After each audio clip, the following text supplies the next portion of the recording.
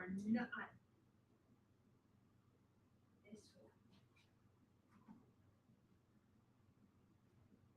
Bye.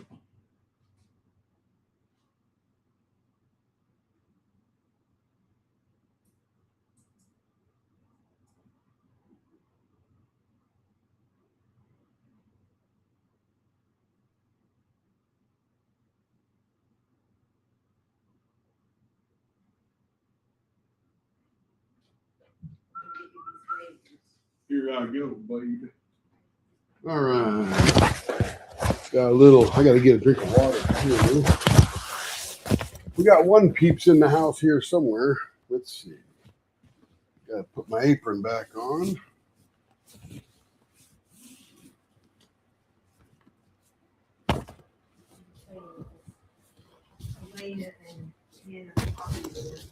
We have one viewer and they're very quiet right now. There's Larry. Larry's the viewer. What's up, Larry?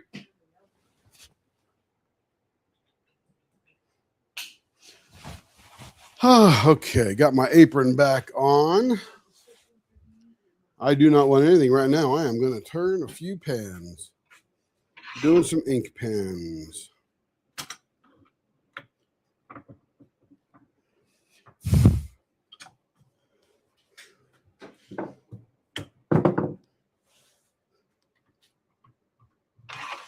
So, by the way, I ordered pink and red masking tape. Any box in the shop will be wrapped in a red tape. Any box in your craft world, your office, your craft room will be wrapped in pink. So it'll be easy to find them. Let's see. I'm glad you're relaxing, Larry. I'm glad.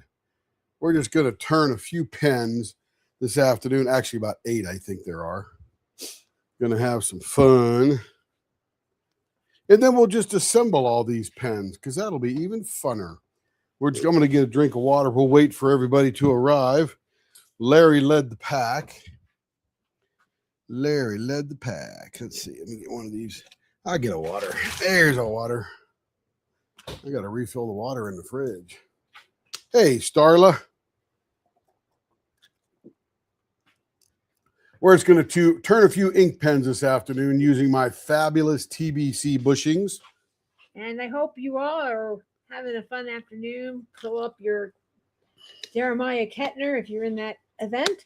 And that's what I'm kind of doing in between doing stuff. Many tasks. Many tasks. So I finally started row 2. I did the first 1 1/4 row because of the way the, I guess, perforated papers were. So now I'm on row 2. I'm doing it with the embellishment set. So there's a lot of changes, a lot of crystals and fairy dust or pixie dust or whatever that's called, bubbles and all kinds of stuff. So I'll be posting my picture later, but I'm doing that as well. So I don't want to disrupt Tim so you can see these better. So I won't be on, but I am in the background working on mine and prepping for the week 4 prizes and the grand prizes. So be sure you continue to work or start another one so you can be entered for the grand. Keep on diamond painting. Okay, let's come over here. Let's get this tucked in a little bit here. I'm going to throw myself on the pad over here. Before you start doing all your hoo-ha, let me say one more thing. Uh-oh. You got a mic? Yes, I do. Oh, that's good. So a lot of people have been asking, when's our next event?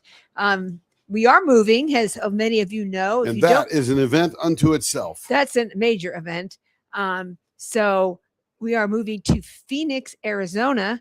So I'm very excited about that because hopefully my allergies don't kill me like they are here. So very excited for this new adventure. Plus, I'm always cold, so I need to be warm. But on another note, our next event will be, other than our sponsoring other events, we are sponsoring Fabulous Fluff, which is in May. We are involved. I'm involved with Captured by Radiance, the Winter Storybook. I have Simon, which is a leopard. No kidding. Hi, Crystal. Hey, Crystal. Chris. Crystal. She's Crystal-y Chris. Yeah, there you go. And so our big next event that we are hosting will be a little artsy with Mrs. Butter D. It's 2026. That will be July and August. It will be an 8-week event. So it will be a lot of fun. So get your canvases ready. There was a restock today for makeup routine if it's still available on Diamond Art Club. So Okay, keep let an me get eye. to turning because there's no crowd here right this morning. There's a bigger crowd tonight. Okay, well that's fine. Whatever. Not many peeps here, I'm but it's saying it. regulars. Anyway, so get ready for Mrs. Butter D July and August, and that will be a lot of fun. And as usual, our events, no new start, no finish, no completion, no do this amount know of what? section, I need just to reverse this. chill and diamond paint your favorite artist, which Mrs. Butter D, what we do. And Jeremiah Kettner. So I've had a lot of fun with that. Hopefully you The reason have I'm too. reversing this is that this is the cap piece and this is the top of the pen. This is the center of the pen. You can tell by the width of the actual bushing. And I want this to continue on with the other blank. So I just turned that around so that the pattern remains a bit consistent from one end to the other. Okay, here we go. Do this again.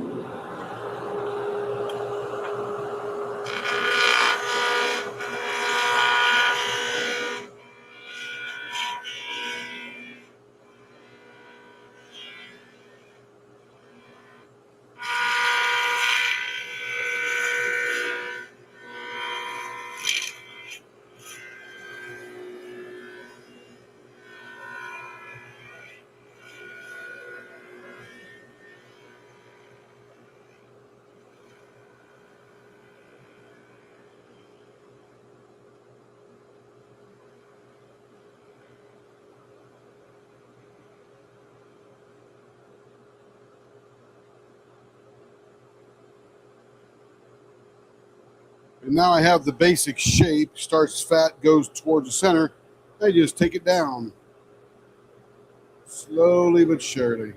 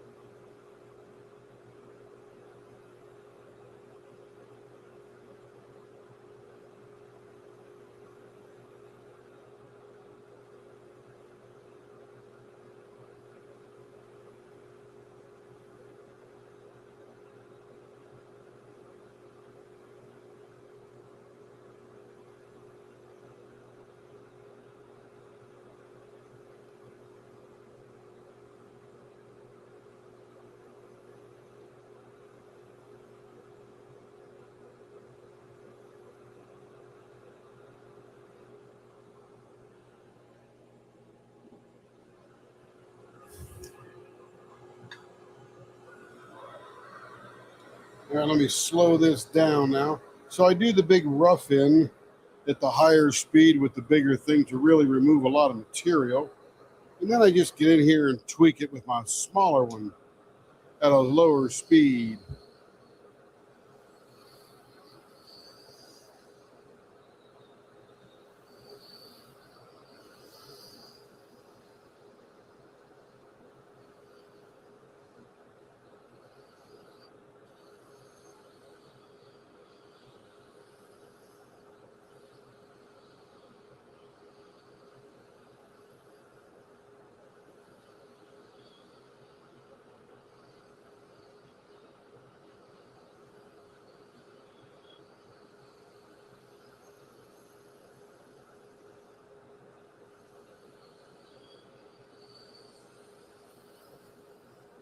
That's looking a nice profile there.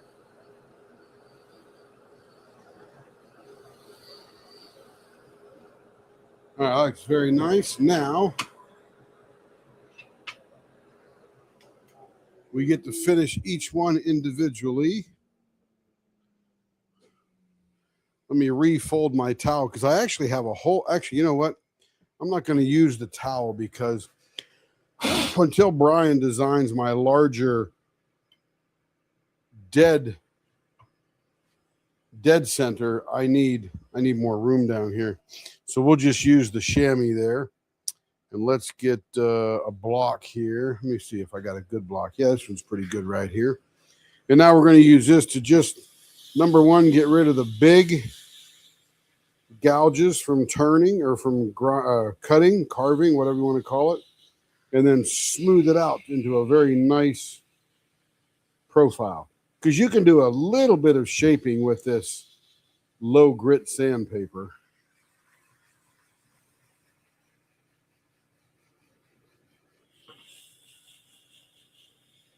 And one of the things I don't want to do is use my carving tools and get too close to this metal, because that metal will dull my carving tools, and we don't want that.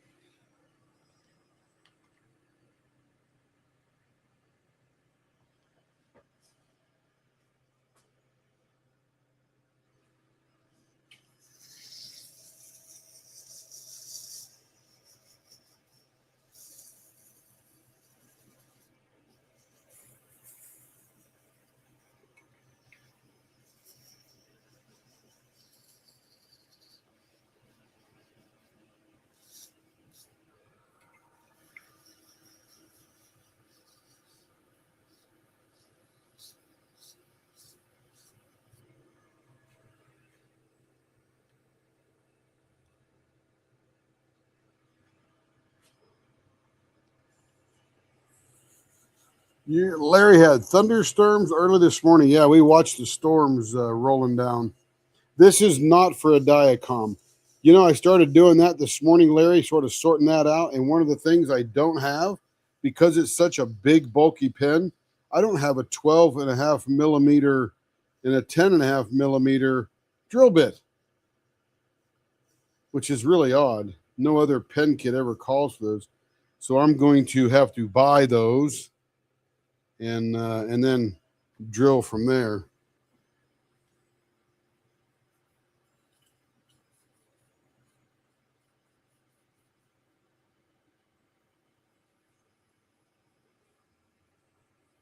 It's what happens when you start digging into new kits. It's like, oh, now I got to go buy new pieces and parts. Feels great. And I don't have right now. I don't have time to go get it. So we got to turn a lot of pens today and then start packing tomorrow. 2 weeks until we leave, essentially. All right, now that I got that done, I've got to break out the Zona paper.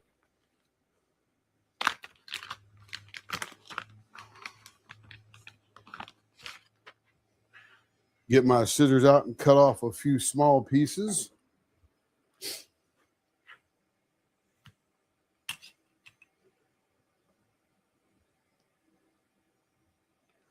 And we just use the 3 center pieces here. The blue, the pink, and the aqua. Let's see, where'd my water bottle go? Now I need to refill it anyway. All right, here we go. Got my little spare recyclable bottles of water.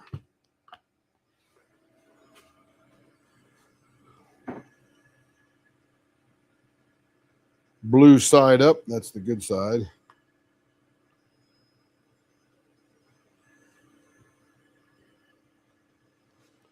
And I'm going to do all of the caps first to sort of keep that muscle memory and look going. And then we'll do all the bottoms, or the bodies, if you will.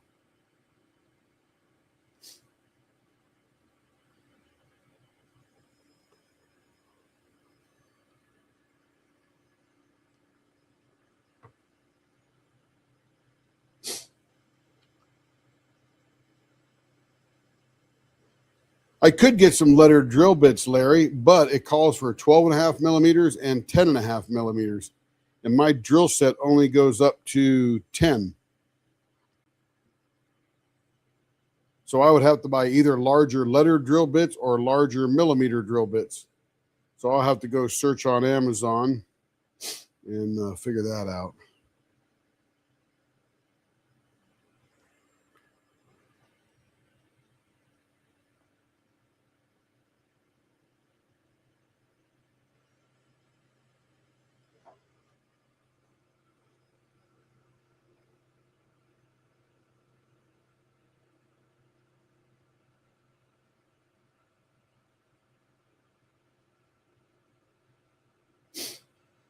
Yep, I do have a few lettered drill bits, but they're for the fountain pens, not these.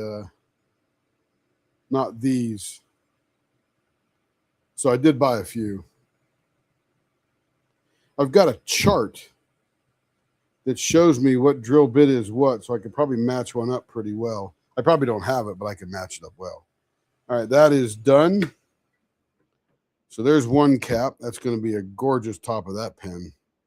It's a cocoon blank, very nicely mixed. Okay, I'm going to bring that over here. Put that on the cap side of things.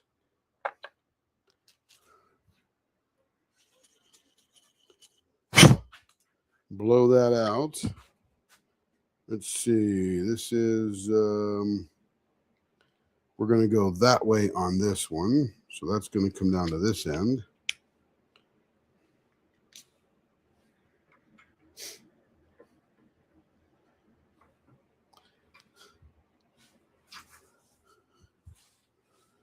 The cap is the shorter of the two tubes on the cigar slant Big Ben. Hey, Cindy. How you doing?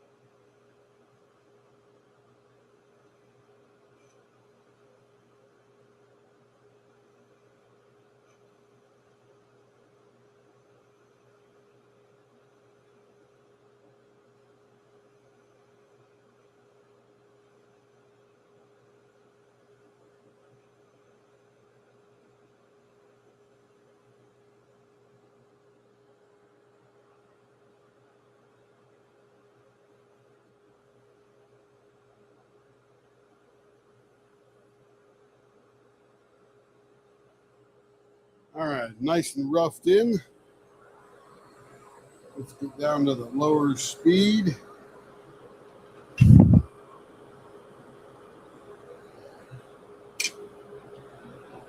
then we'll just tweak these ends into a little shaping. Sort of funny when you're doing ink pens, it's all the prep work that takes so much time. This finishes up pretty quickly.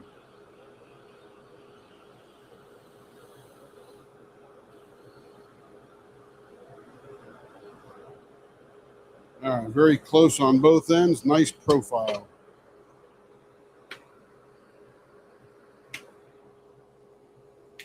Blower off. Let me get the diaper in place. And we'll get going.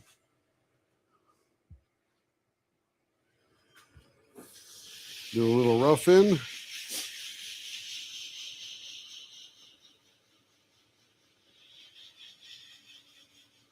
Larry says, I found for a Big Ben cigar pen, the letter T works great, not hardly any gap. That's good.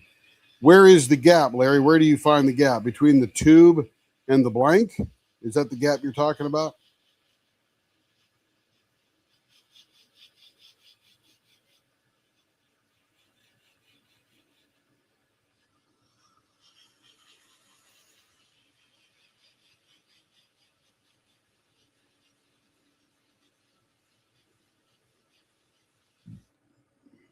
Very nice.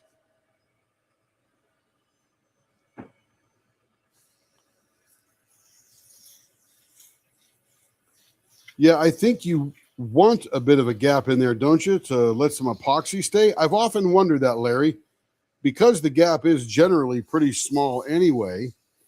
How much epoxy is really staying in there when you're putting the tube in there? I mean, if not, you could get a super tight fit, press that tubing in there, and then you wouldn't need any glue, right, or any epoxy. I sort of like that idea. Problem is you can't assure it from not moving around, right? So I guess we need to find an engineer to tell us exactly how much gap should be left in there for medium CA glue or epoxy or something. No, and we appreciate all the information being passed. I'm actually using letter drill bits in the fountain pound making because they're tighter than the fractional drill bits that are recommended by some blank or some pen makers.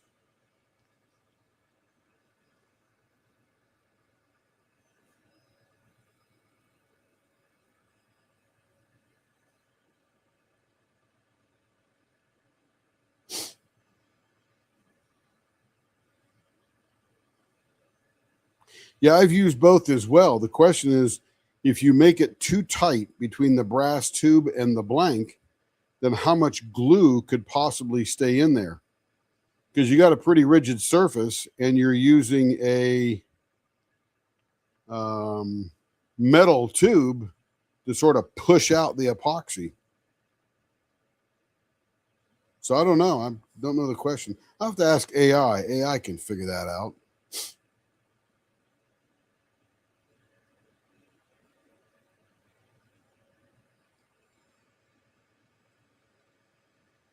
Hello, everybody that didn't say anything yet. Got 9 people here. That's pretty good for a Sunday afternoon, non-announced live. Just messing around in the shop, having some fun.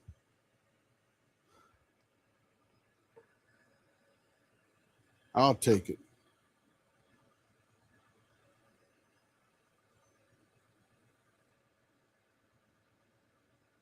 Yeah, you know, Larry, I think they came up with lettered drill bits to just fill in the gaps between metric and fractional. Imperial, I guess they call that.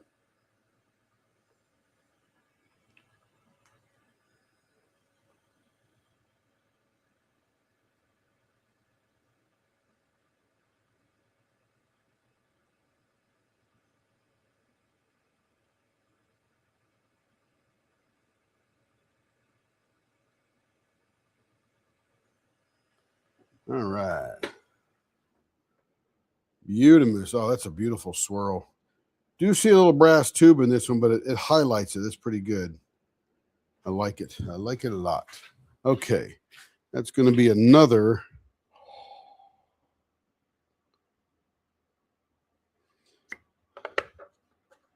All right. Now, let me grab the other cap.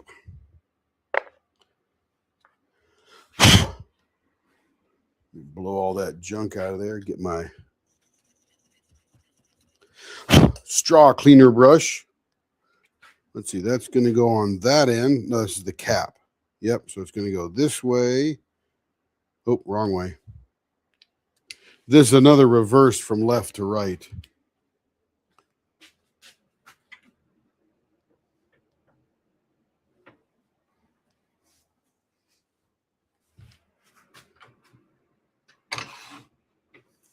Yeah, I got this cool chart off of Amazon, Larry. It's magnetic, so it sticks next to my what do you call it? My toolbox sticks right on the side of it. And if you come in here to a T is just a hair bigger than 9 millimeter, a little bit bigger than 10 millimeters. So you may be right. It's 9.1 millimeters. But if I come up here to 12.5 millimeters, 10.5 would be about a 27/64. The Z is the closest one there. Probably can't see it too well because of the reflection. If you go up to 12.5, that's a half inch. Why don't they just say half inch? The difference is 0.0009 or 039. It's like, gee whiz. Why do we have to be so fancy? Just say 2.5. Or I do have a half-inch drill, but I might make that for this evening's project. All right, let's get rolling on this one here.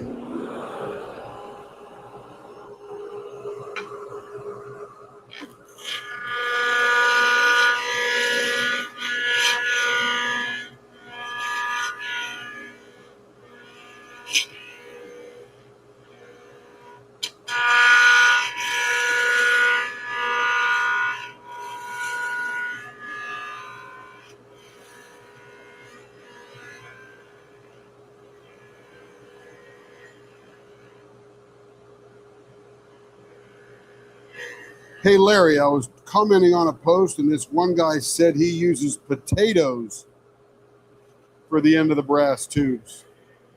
And I said, potatoes? I said, I use that dental wax. Another buddy of mine, that's you, Larry, uses Play-Doh, which would work fabulous. But I don't think a potato would be my choice.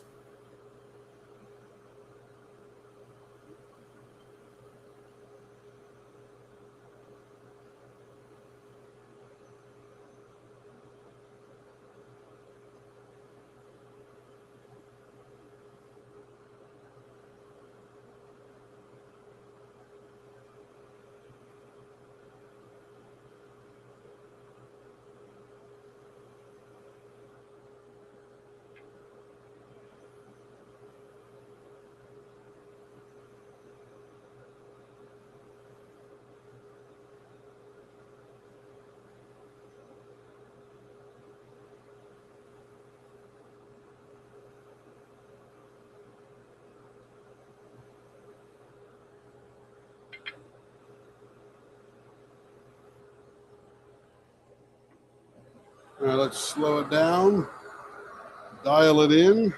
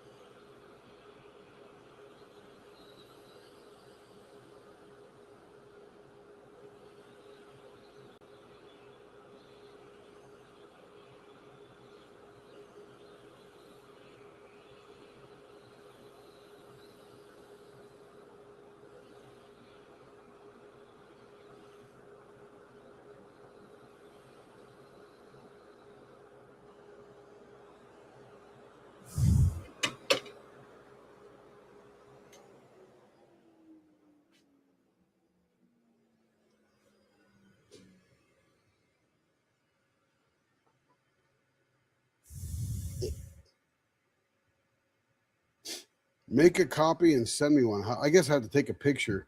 Yeah, I'm with you, Larry. That potato thing sounded really weird. I'm like, what? A potato? Give me a break. No potatoes.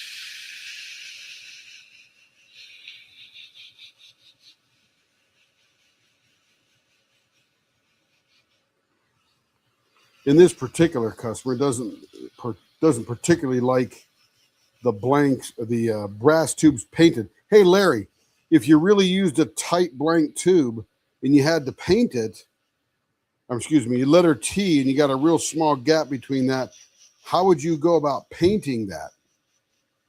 Because that paint is going to take up a little bit of gap.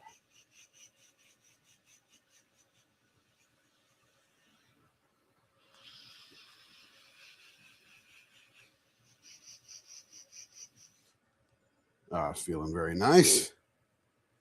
Yeah, waste of food, Larry. For sure.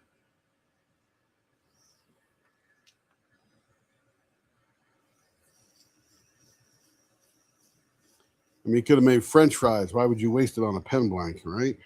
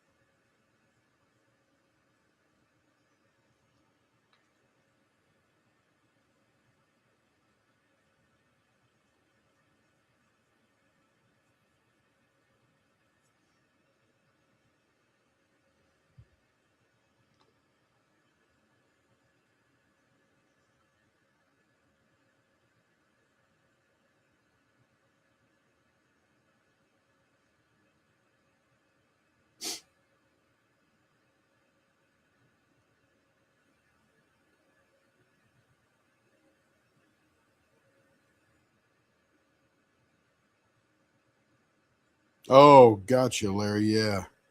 Yep, that would get rid of the need for paint, wouldn't it?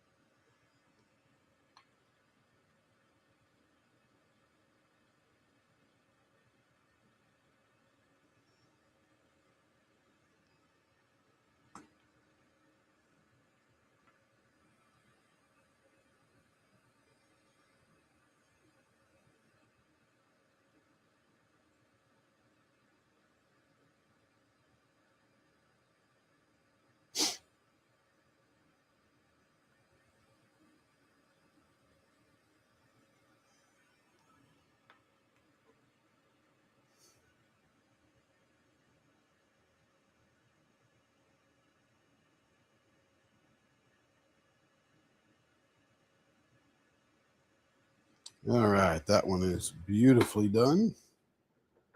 All right. Looks good. Good mix of colors in there, I'll tell you. Beautimous.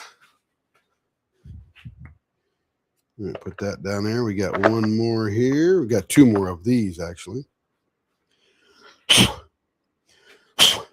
All right, so the big one is going to go on that end. Little one on that end. There we go. And this is a pretty cool blank because I think what they did is they got lots of little wood chunks. I don't know if they got like a little wood chipper or they buy something. I'm not sure, but there's a little piece of blue in there too. Be interesting to see how this comes out. I'm wondering how transparent the color is that they used in between the chunks.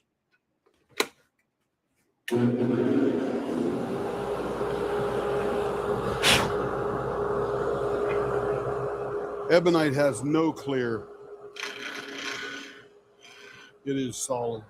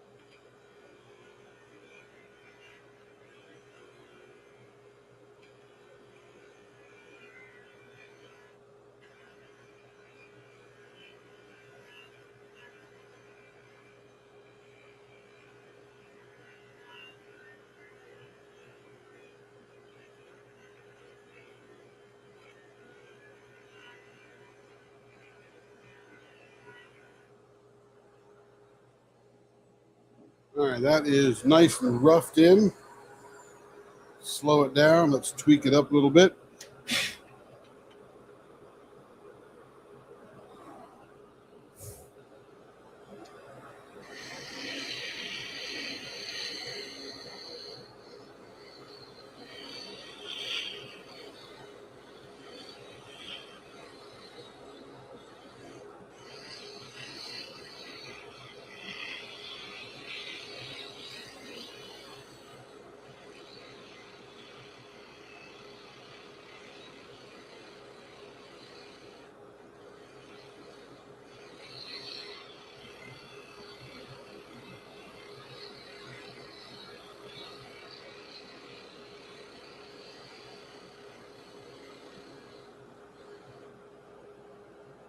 That's pretty well roughed in.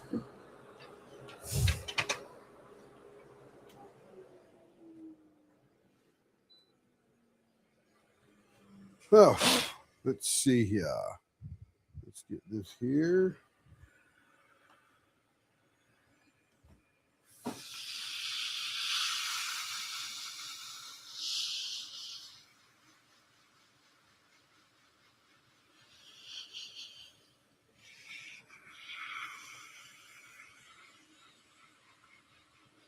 Yeah, the Ebonite's rubber, so it has no clear. It's 100% opaque.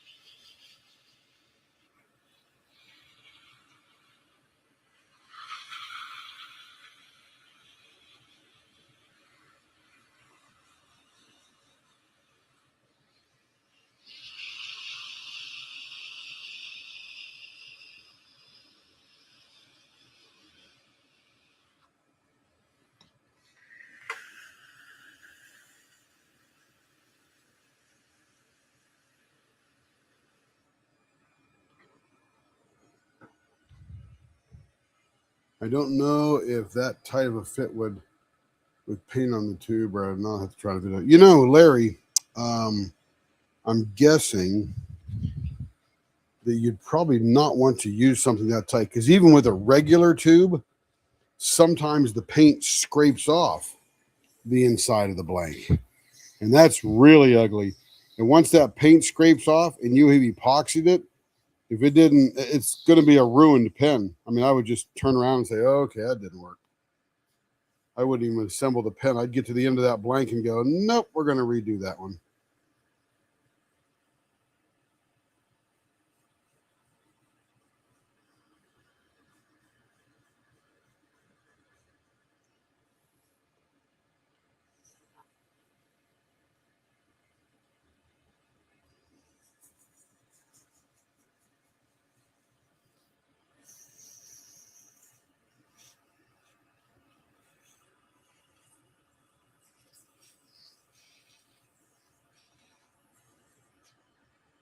Getting very smooth.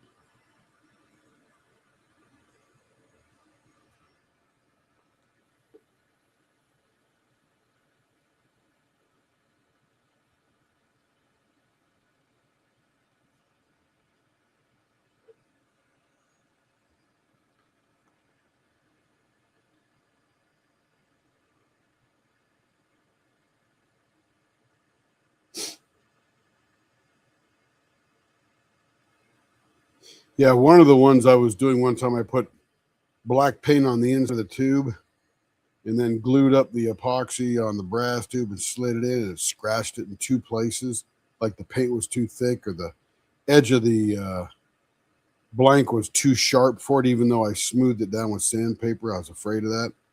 Had to throw the blank away. It was good for nothing more than a doorstop at that point. And it wouldn't be a very tough wind to move it shut.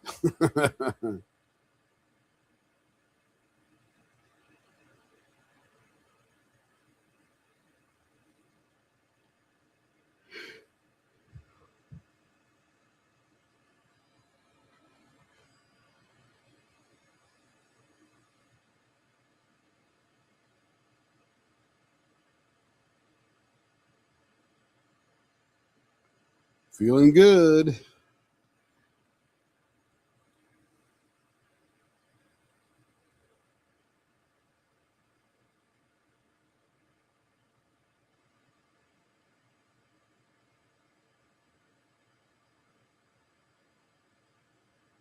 You know, Larry, I use that Testors model paint, and that's worked every single time except that time.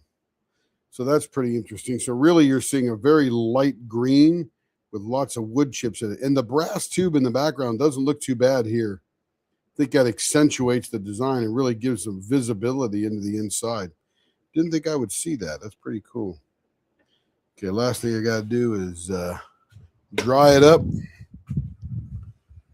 because this does have wood.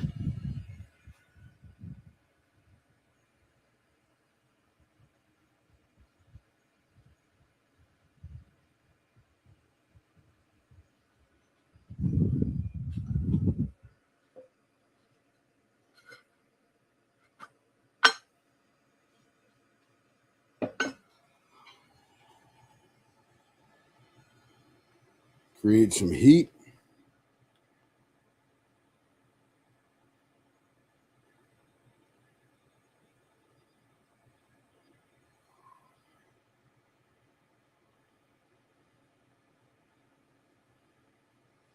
Nope, Larry, if you say it's too thick, then I definitely don't want to use it.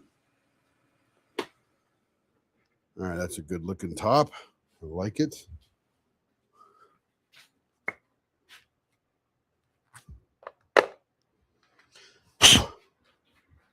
All right, there's another one of these little wooden. It's got even thinner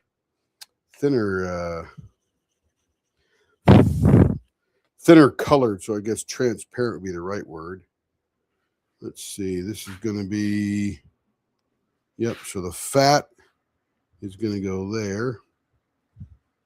Ooh, I must not have that trimmed down. Bushing won't go in. Let me trim that tube just a little bit.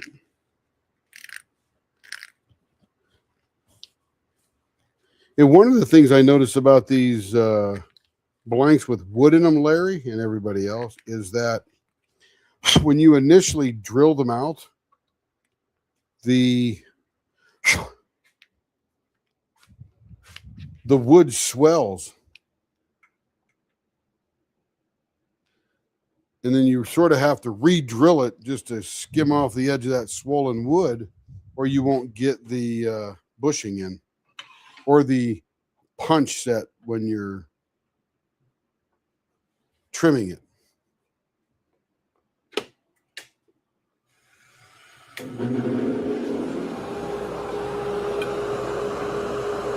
Oops, we'll back up here a little bit. Let me go to full speed ahead.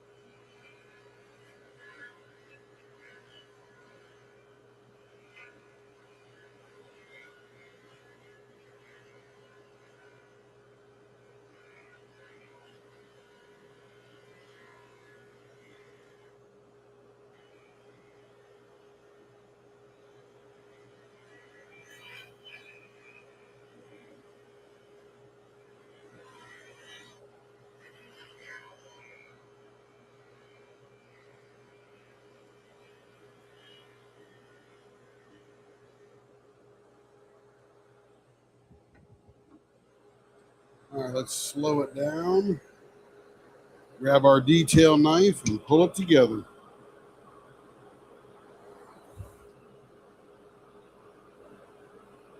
Airbrushing them, that's interesting. I never thought about that, Larry. They got nice little airbrush sets at Hobby Lobby.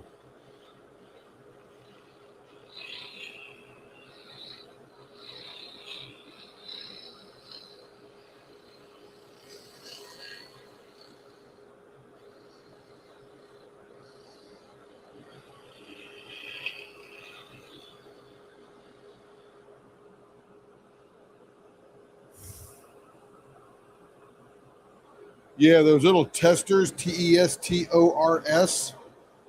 It's a brand name, and they are in small little bottles, like a 1 ounce or a 2 ounce bottle. It's model paint, for like plastic models and stuff, and seems to work pretty good. Oh, let me get the shaper out first.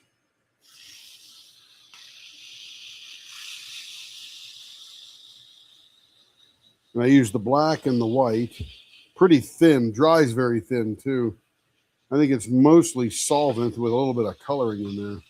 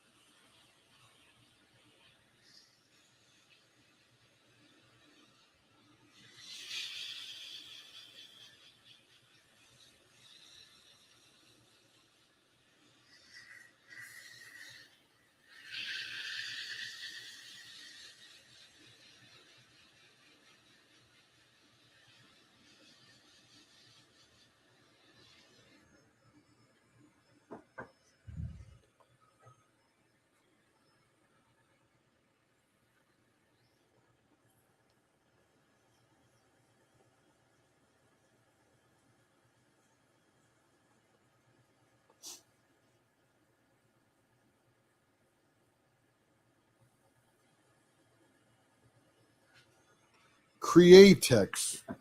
Is that water-based or is that solvent-based? Not even heard of that brand name. Or is that just airbrush paint?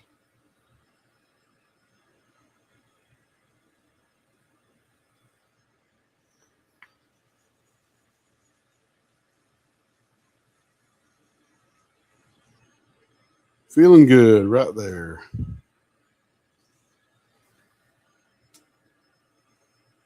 Larry, I've been watching gold prospecting videos.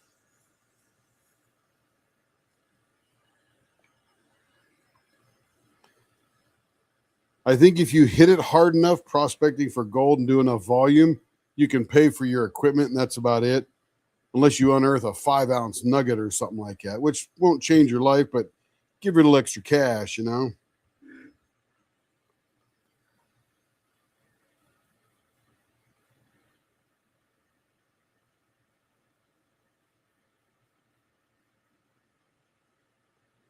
And you might make more money by charging admission to see your giant nugget of gold than you would be turning it in.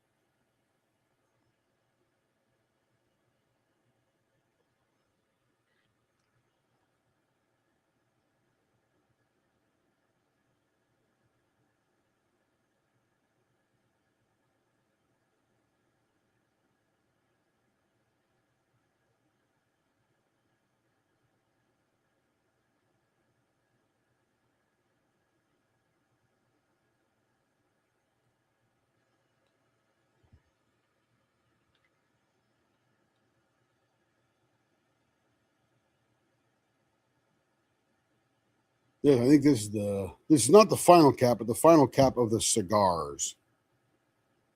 And then I got to do a Da Vinci, which is like a Sierra or a Gatsby.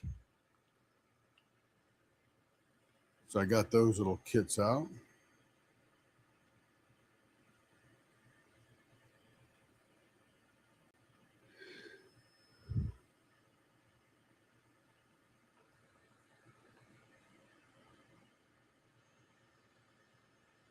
It feels good. All right. Dry it out a little bit.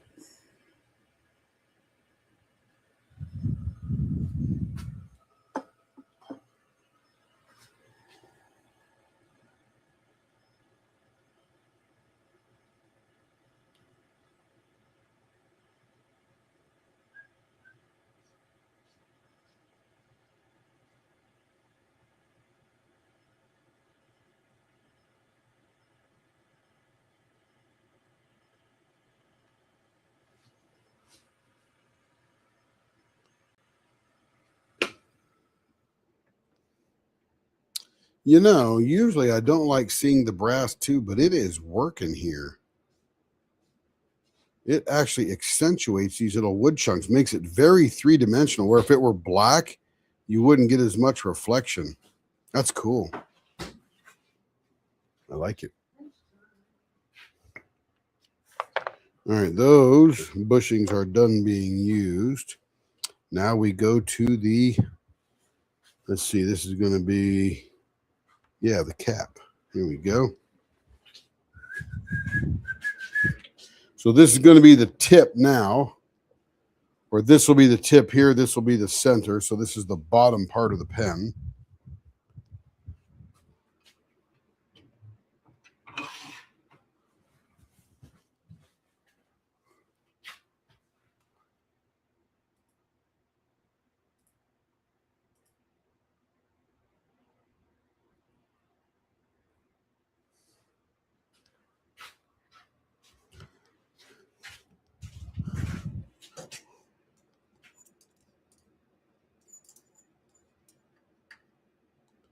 Yep, on the money. Beautiful. Okay, here we go. So this will be the tip of our pen. This will be the center of our pen. Back this up just a hair. Full speed ahead. Blower on.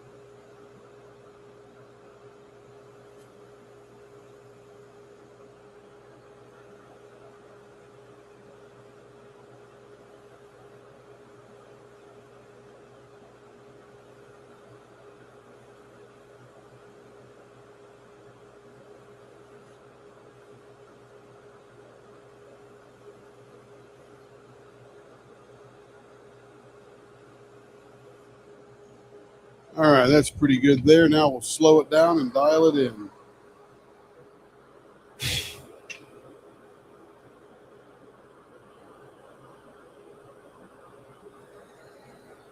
What's Larry saying then? Hey, had one show where they just used a sluice box on a pan. Yep, I've seen that.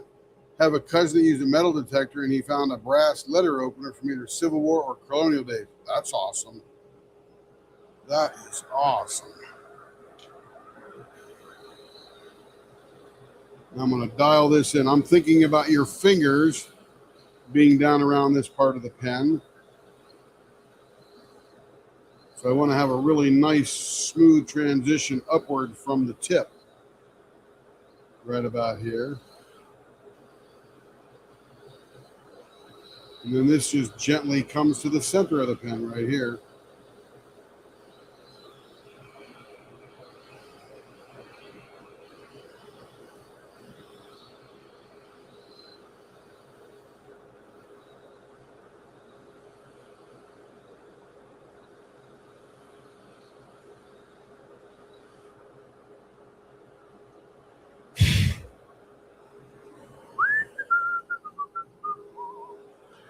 All right, that is tweaked in nicely. Blower off. Diaper in place.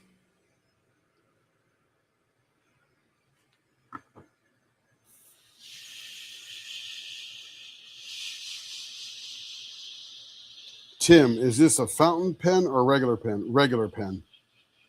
It's, yeah, these are Big Ben cigar.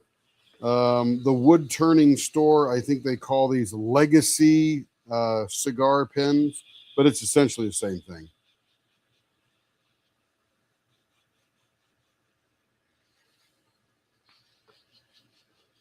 Cubans are also called, I think Rockler calls them a Cuban,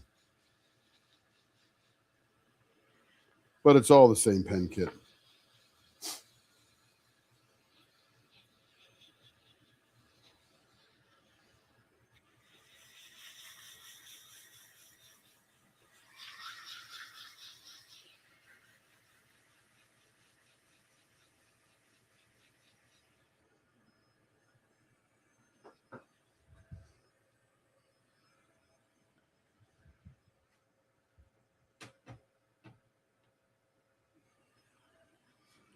All right, let's get rid of these 3 old ones down there.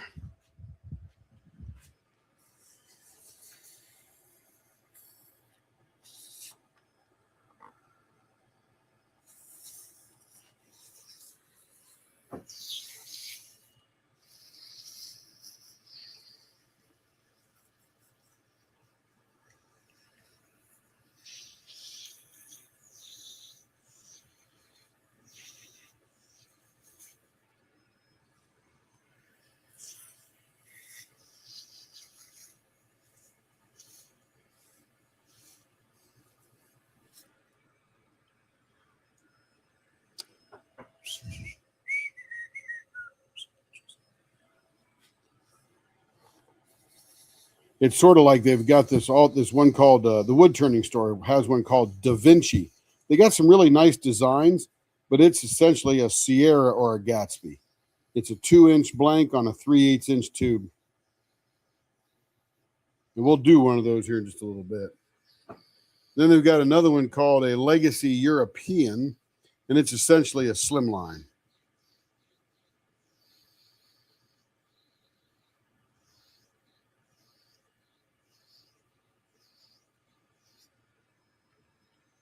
Feels good. You can feel it getting smoother and smoother.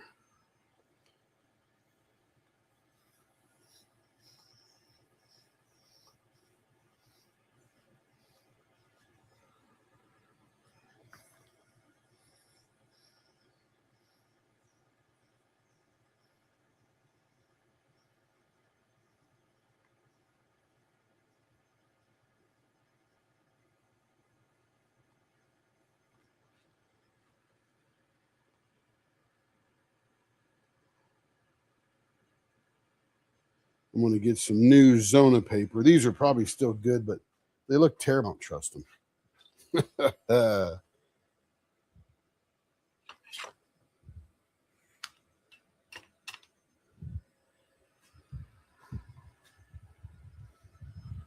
right. Let's get rid of that old blue one there. Blue, pink, and aqua.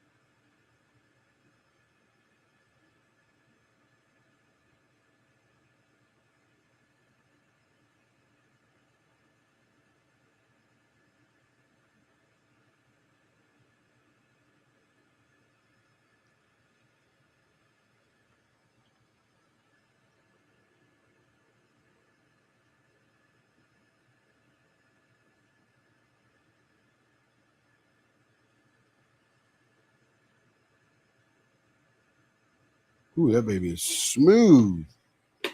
All right. Very nice. Let's get another one.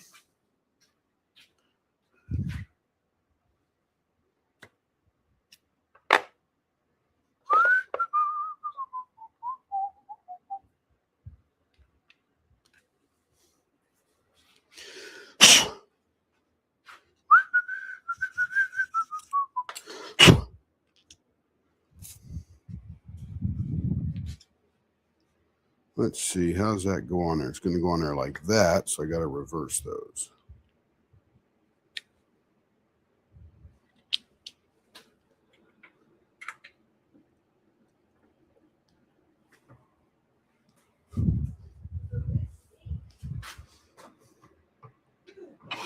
What stinks? I'm just making pens. I'm just making pens. Doesn't stink.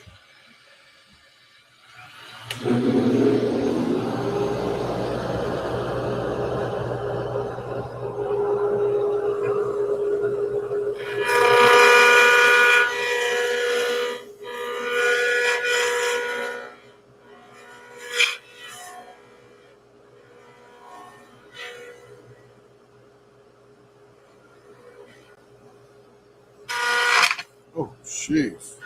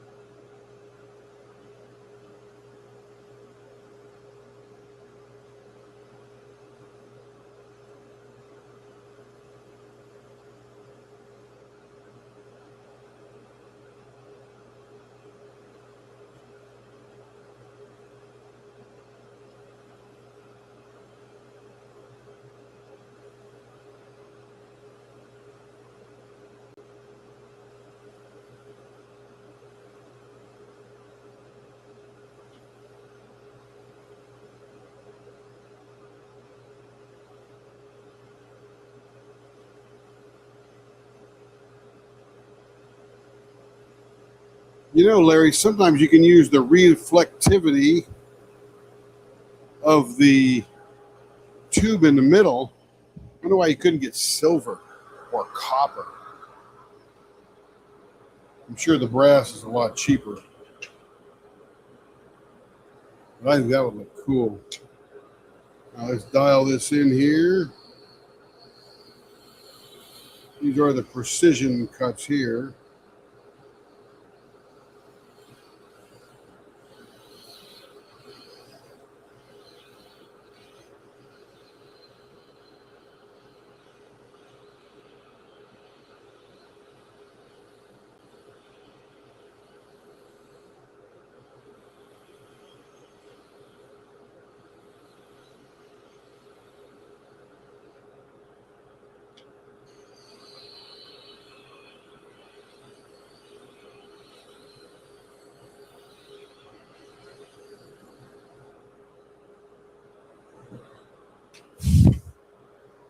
All right, blower off. Diaper coming in.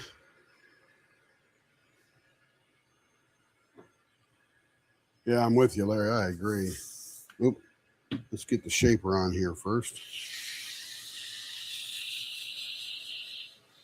Yeah, copper, brass. The brass looks gold, but aluminum and copper would just be, silver and copper essentially would look way cool.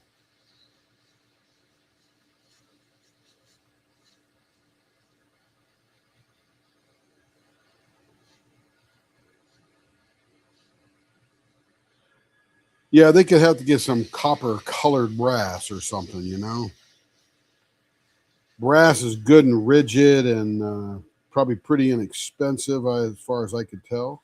What it cost me anyway.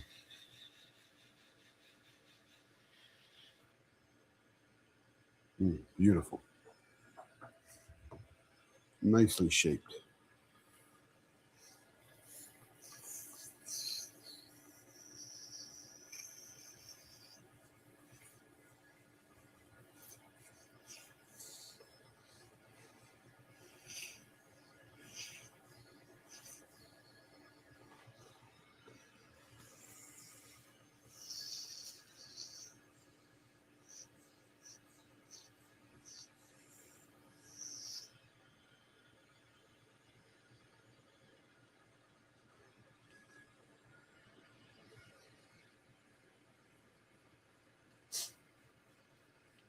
Yeah, copper is generally pretty soft, Larry. I would agree.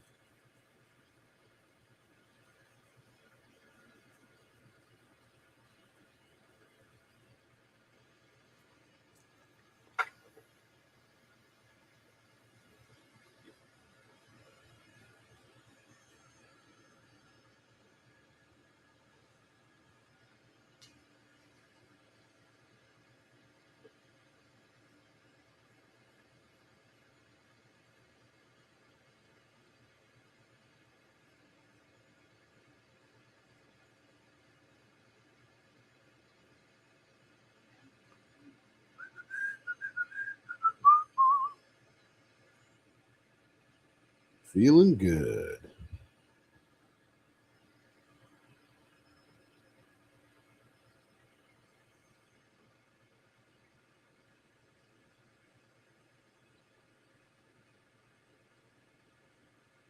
Yes, it would. You could do blue and red and purple. That's a great idea, Larry. Anodized aluminum for the tubes in the middle. Be pretty spendy though, Larry, I'll tell you.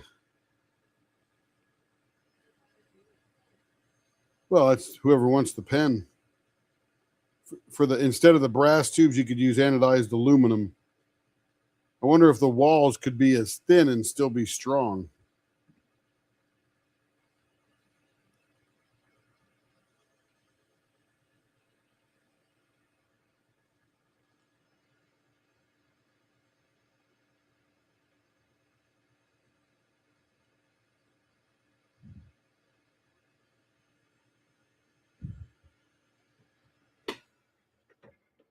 All right, that's looking really good too. I like it. I like it a lot.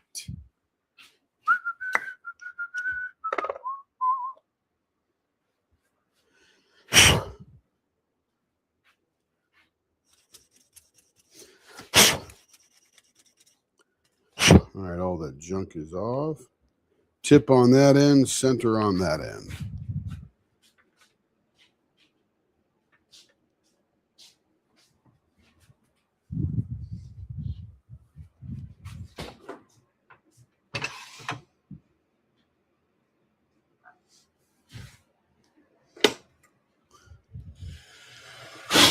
Welcome in, whoever's lurking. Let's see, let's back this up just a hair. Full speed ahead, blower on.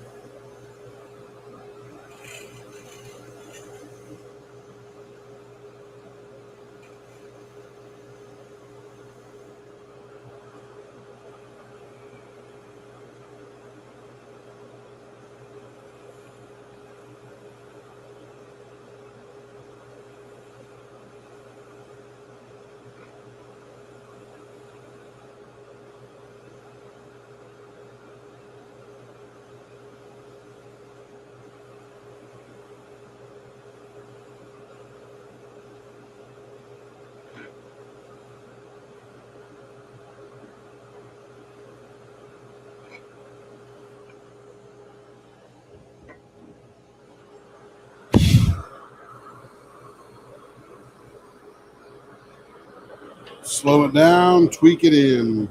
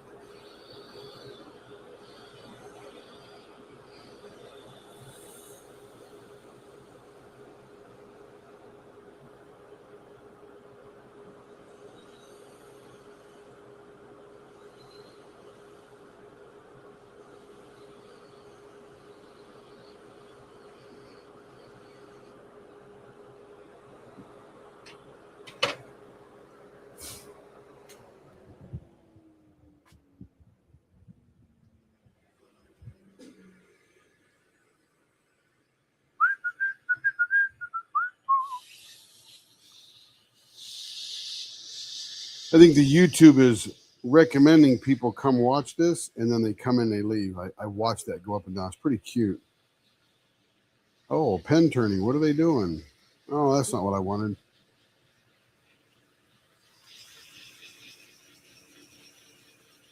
That's okay. Every 10 bumps, someone stays for a long time. Love it.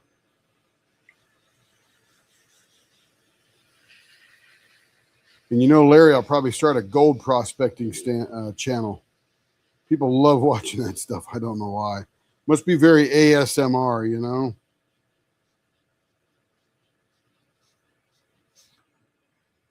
All right, that's shaped up nicely.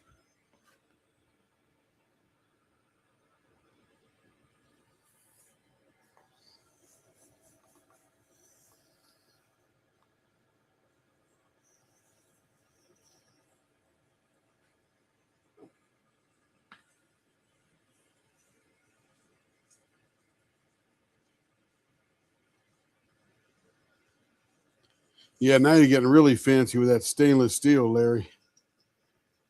Real fancy, real expensive too.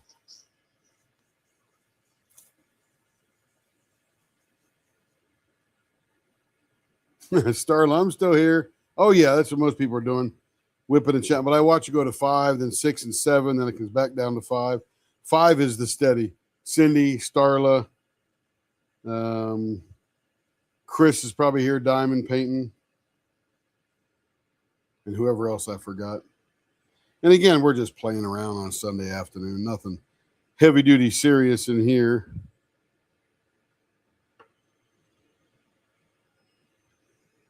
Okay, it's the black one that's the next one.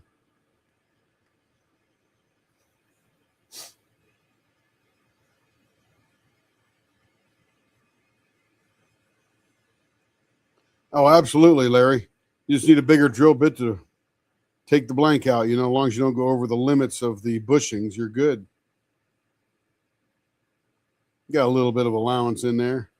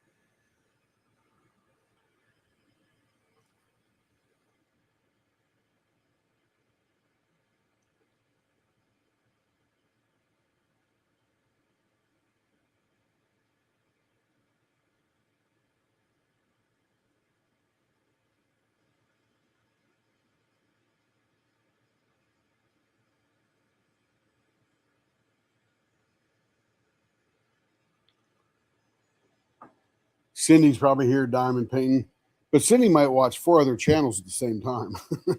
She's pretty ambidextrous. Got the iPad over here, the TV over there, the phone over there. I get it. Information loveness.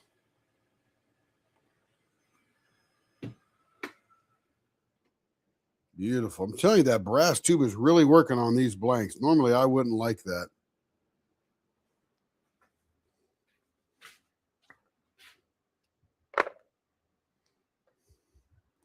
Okay, then we got these wooden ones again. Let me clean them out with my straw brush. That needs a little extra cleaning. Got some epoxy on the inside of that one. That's how tight the tolerances are on these TBC bushings, is even if there's a small little tiny layer of that epoxy just on the inside, the bushing will not go in. That's how tight that is. That looks pretty good on that end.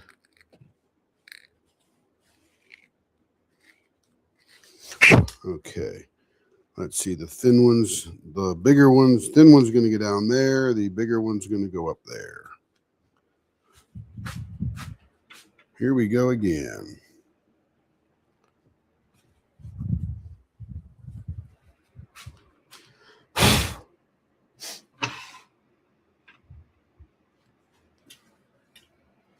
That thing's getting pretty dang hot.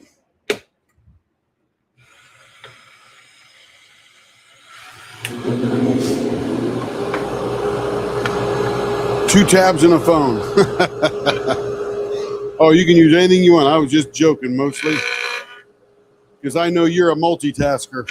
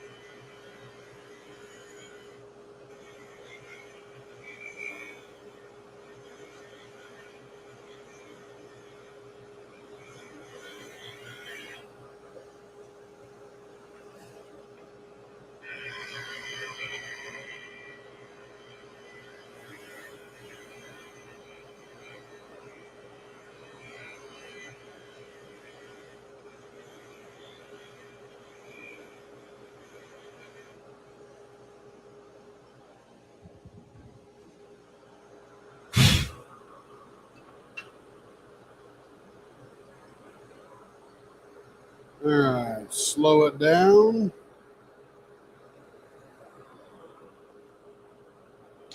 We'll dial this in.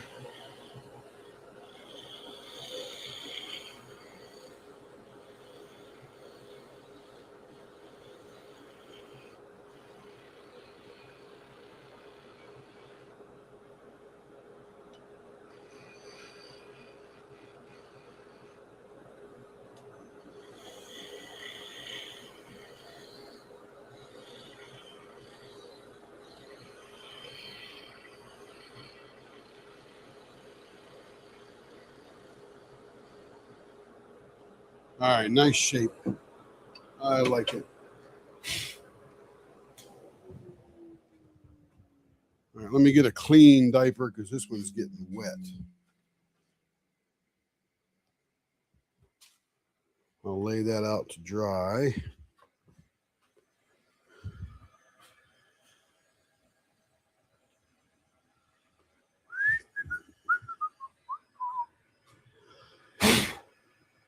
All right, there's that. Let's get out our papers. There's 1, 2, nice and fresh. Because this is wood, we want to start off fresh here. Let's get some Zona paper.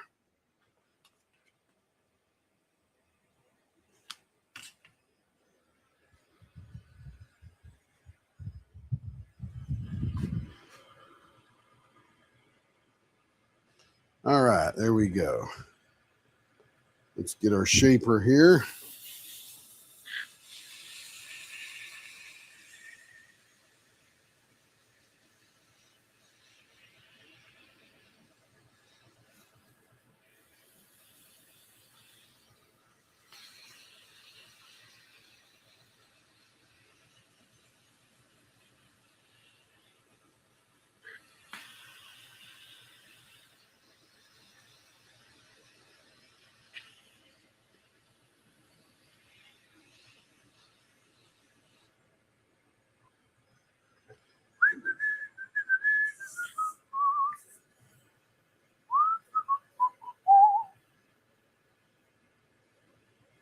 And nobody wants a wet diaper. That's right. Cindy's are Android also. That's okay. They're all the same. Just different brand, that's all. I've got an Android patch sitting here that I look at to watch me turn and you guys chatting. But I also got an iPad next to my bed that I watch videos on or fall asleep to. Yeah. I'm not in either camp. Whichever works for the situation, I'm all about. And quite frankly, iPads are dang expensive. Dang expensive. When you can get $100 Sharp something or other that does the same.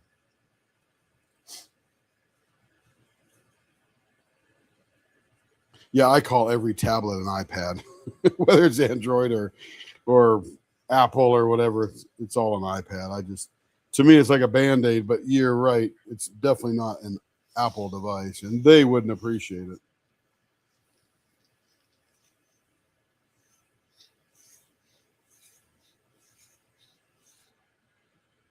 Feels good.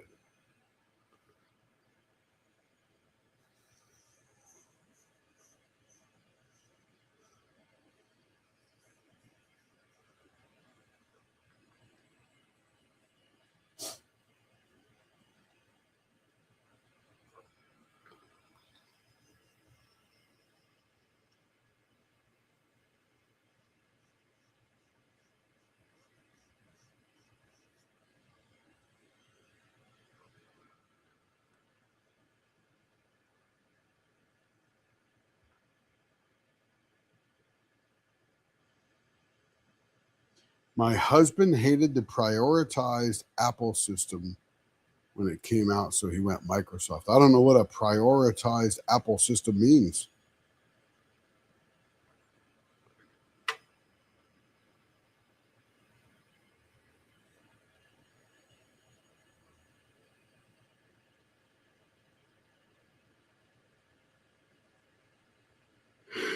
I use both all the time. Whatever fits the bill and works well.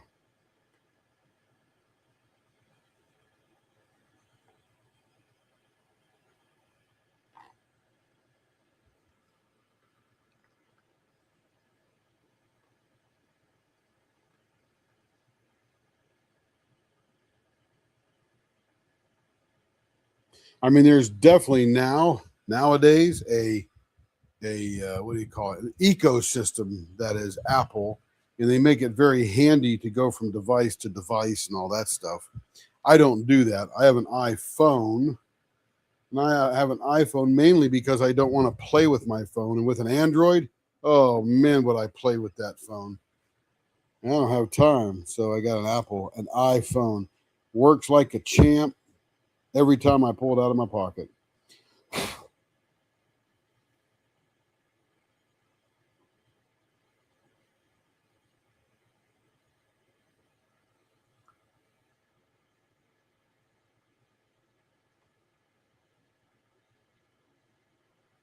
I mean, Apple's pretty much, you know, an Intel chip type of thing.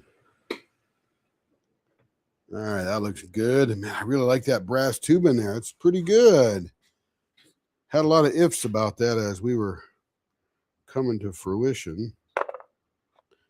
All right, one more. Let me clean out the tube. it's got a little bit of epoxy on that one end.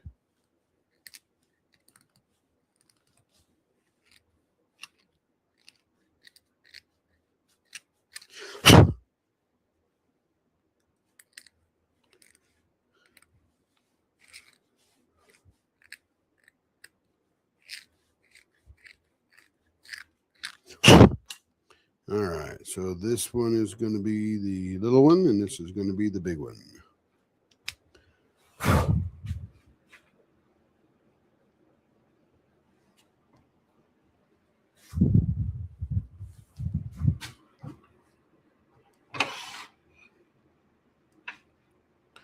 And you're talking to a nerd who loves technology, and I even run my own gaming server right on my desktop.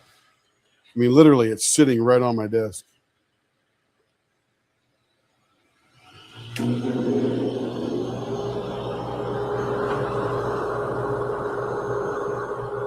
right, here we go. Nice and gentle now.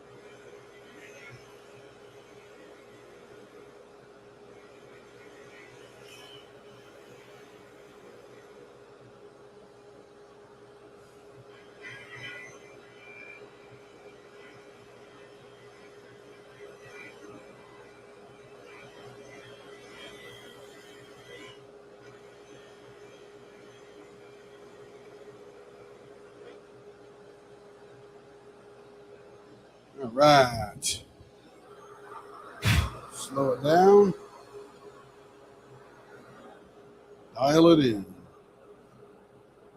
You could only use limited products, games in this case, which he did not like. On the Apple system, I mean, there was definitely a divide when they came out. Microsoft stole most of the really good Apple ideas. I mean, I use Microsoft and Apple. I'm not a real big fan of either one, because either one's got their hand so far in your pocket it isn't funny. Every time I turn around, Microsoft's trying to get me to use OneDrive. I'm like, stop it. I don't want to use OneDrive. I don't want my junk in your cloud. I want my own cloud.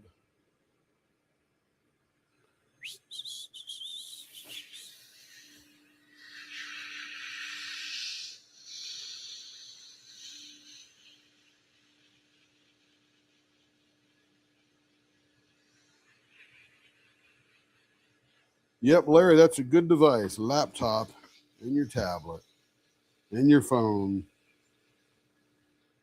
Or your phone and your tablet, sorry.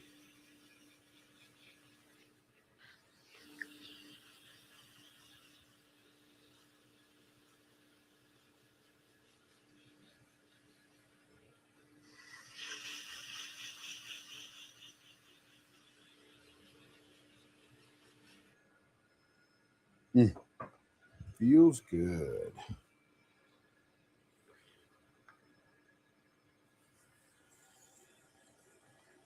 Yeah, Apple, there was a lot of, Windows was always the larger of the operating systems.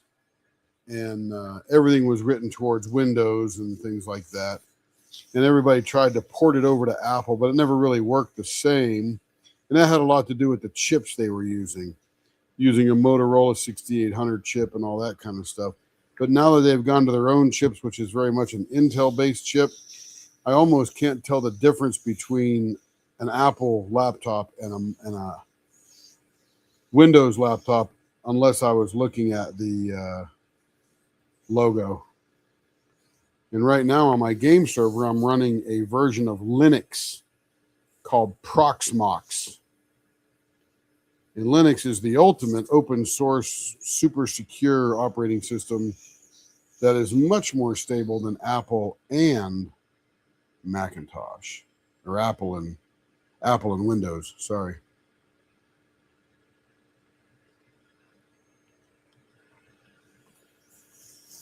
Yeah, Genesis was a game system.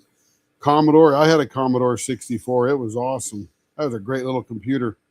Then I had an Amiga 500 by Commodore. And then I jumped into the Microsoft world. And we had a Mac first, Mac 128, 1984 when they first came out. Had no idea what to do with it. That was silly. I had a lot of money for that computer. My goodness.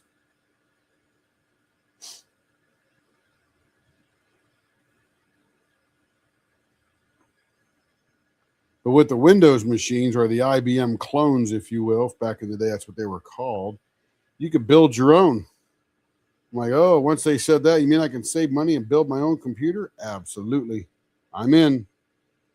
So I started building my own computers just because I was cheap and had no money. An Amiga, yeah, that was a great computer. Great gaming computer. No idea what else it was good for. Loved it a lot. Very cool computer.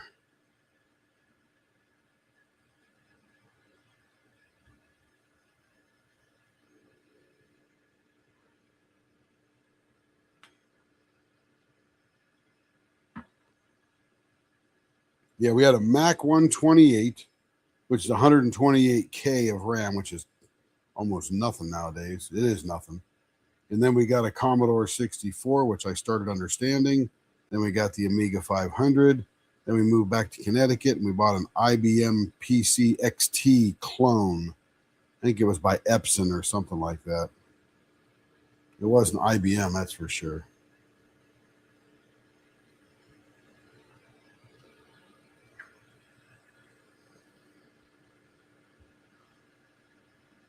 Then when I get out of the Navy, bought me a lunchbox so I could be a rep, a store-to-store marketing rep.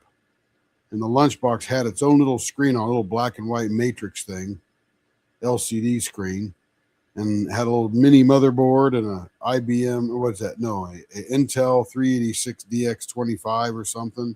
Then I added a Mathco processor to it. And I had a 340 megabyte hard drive. And I thought, man, when I got that hard drive, I have arrived. I'll never need anything else. And that was the end, right? Now we've got terabytes on our phone. It's amazing. It is an amazing world. All right, let me dry that off.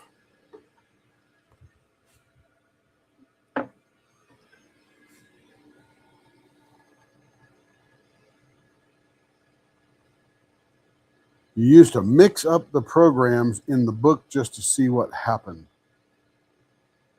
What book did you mix them up in? Heck yes, Cindy, that's what I did too. Go buy the parts you want, you know. And now they got a website. I think it's called PC Parts Builder or something like that. You can pick up all the parts and just build your computer online, make sure it's all compatible, then order the parts. I think that's what it was called. Haven't used it in a long time because I've had my current computer over 4 years. I bought the highest end video card I could way back then, and it's lasted pretty good. All right. It looks good.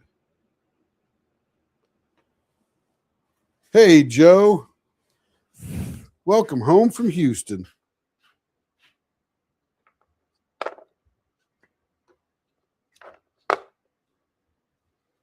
All right, that is it for the cigar pens. We're just playing around on a Sunday afternoon, Joe. Making some ink pens. All right, next we got this Sierra Gatsby Da Vinci kind of pen. Super popular pen kit. Really, really is. Oh, that's not it. What is this? 3/8 we're looking for. Legacy Da Vinci. Is that what this is called? Yeah, the Da Vinci. Here we go.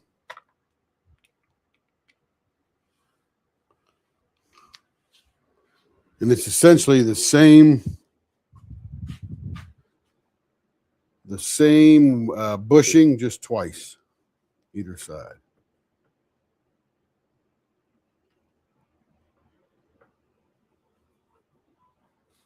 Mine had a book that had simple programs, and I mixed up the different programs book to see what happened. What happened?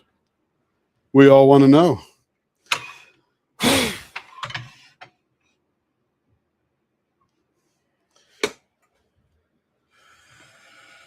Whew, that is really getting hot. So is this over here. Warm, not hot, but warm. Really warm. Yeah, this is the same from either side, so it gets a gentle rise from one end to the other.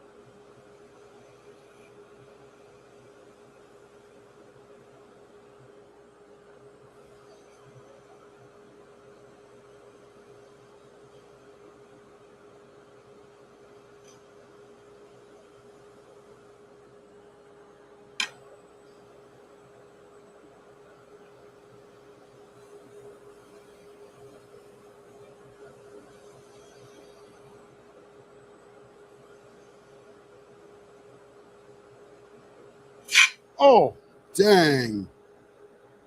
That was not good. Woo. A little rough there. I may have just ruined that one.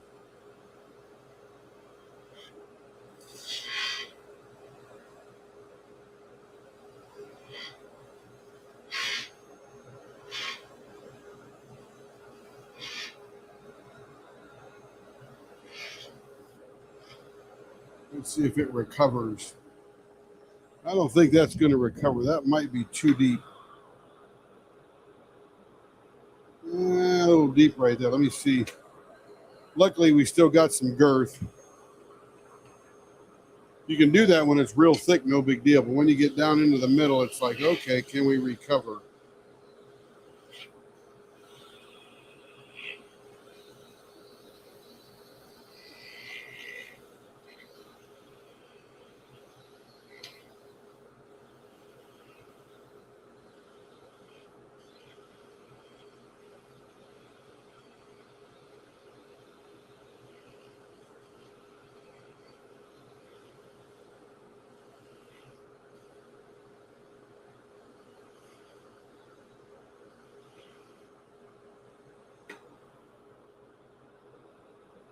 Nope, that one's ruined. That's way too deep.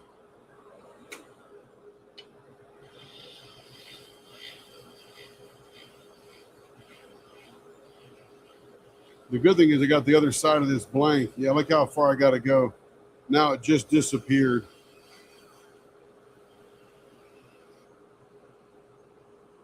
Hey, Kevin. You're correct, Kevin. It is not 6 p.m.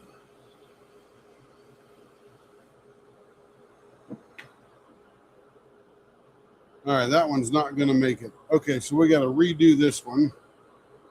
So I got another, this luckily was a long blank, and it had 2 pieces, and the other one's big enough to do it again. So now let's get to the European.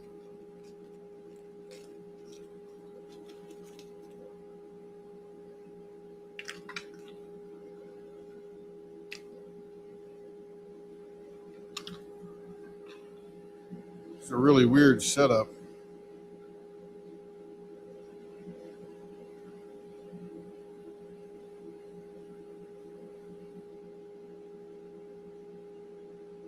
Let me look at the directions on the European, because that's a weird setup. Junior European. Oh, that's not it. Legacy Euro pen kit. Euro center bushing, large diameter on the right side. Oh, I see. So for the cap,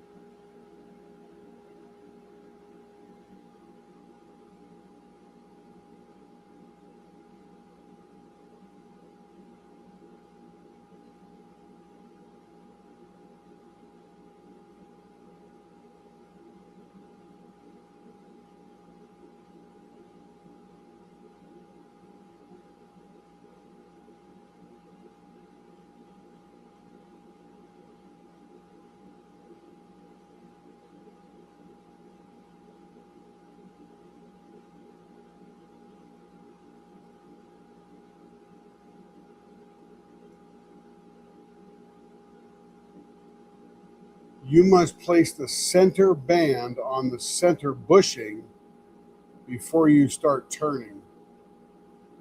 You might want to keep a spare center band for this purpose because you may scratch it with your turning tools. Oh my goodness.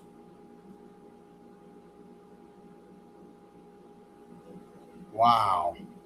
Jeez. I'm not going to do that, but I got a plan.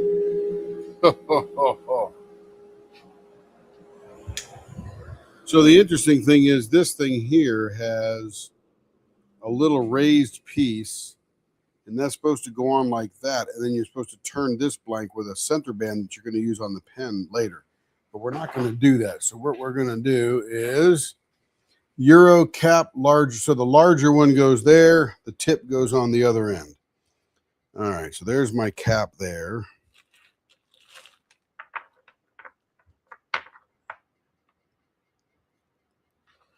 All right, so that's going to be my cap. So that'll be the bigger bushing there.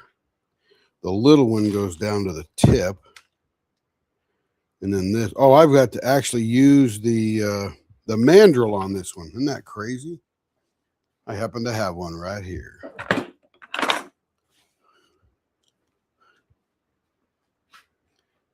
All right, so this one is going to be, that's going to go in that end there. So this will be, let's see, we'll take these out for a second. These will be there. That will be the top there. And then this piece here goes on there. And that goes on there. I got to take that bushing out down there. Not ever done one of these Euro pens before. That goes on there. That goes on there. That goes there. That goes on there. This goes on there. And then we screw it all down with this one right here. Dang. That's crazy.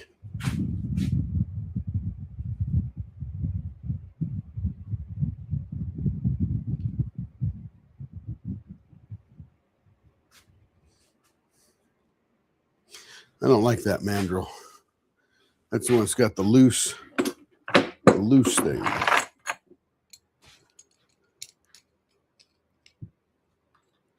try this one here. I'm just over here at the forming bench. All right, that one goes on there. I'm saying that a lot, huh? Nobody can see what the heck I'm doing.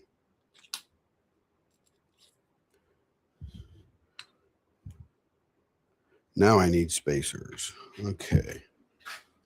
Back over here, get the spacers.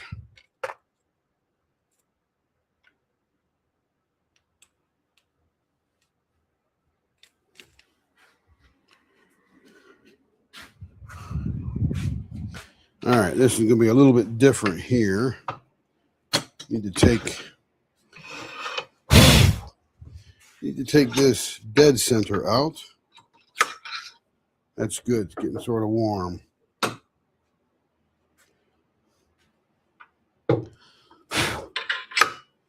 All right, there's that there. So this is going to be our tip. This will be our cap, or cap end, center, tip end. We'll move that right into there.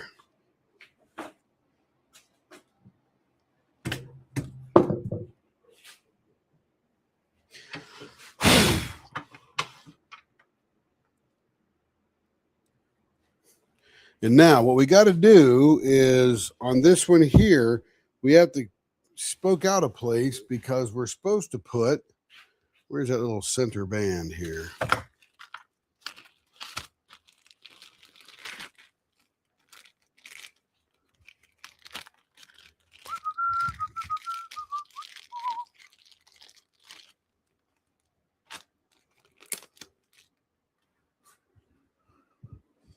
Let's see, which way is this going to go on?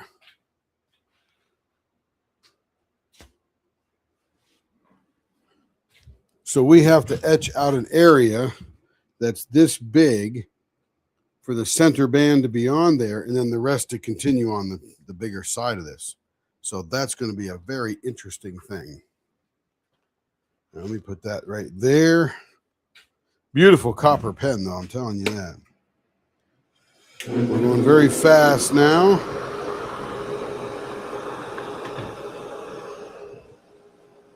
Now we're going to turn this down a little bit, nice and gently.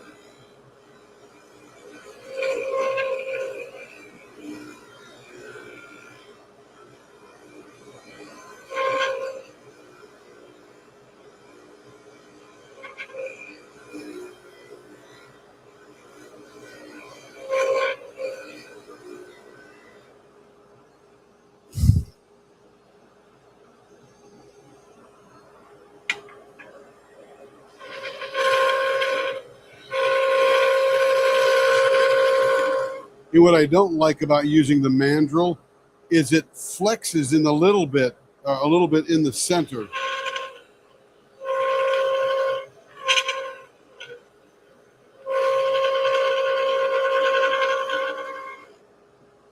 Yeah, definitely.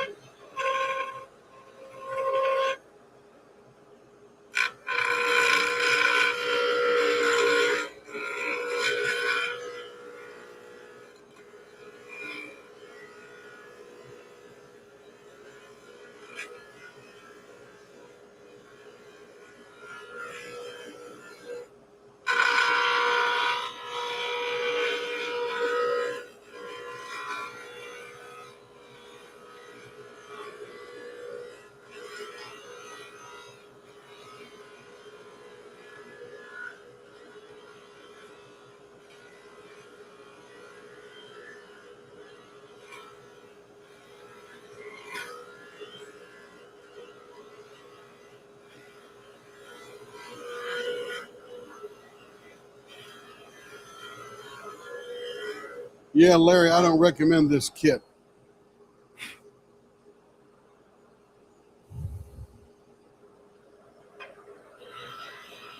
And I'll show you why once we get down to that band.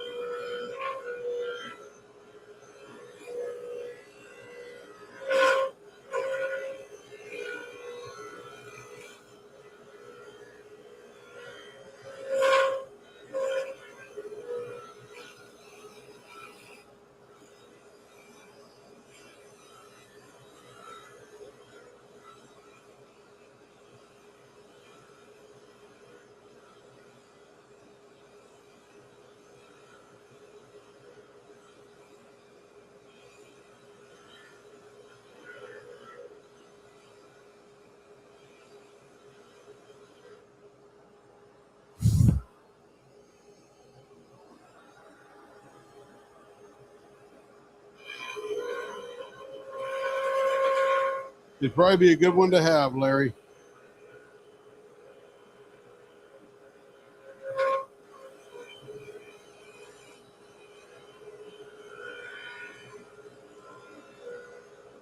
So here's what we got to do. We now have to measure. I got this down. Well, let me work on this bottom piece a little bit more here.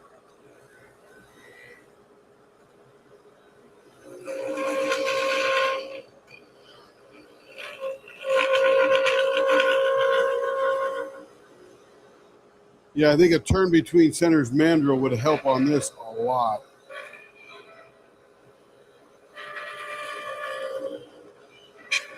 I can feel it wobbling a little bit.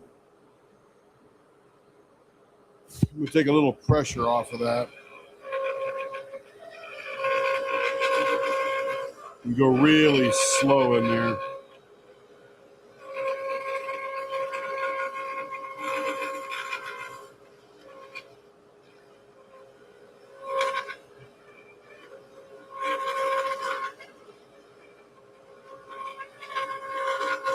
It's sort of a self-perpetuating problem. The more you push, the more it wobbles. But you got to push just enough to cut, but not enough to really deflect.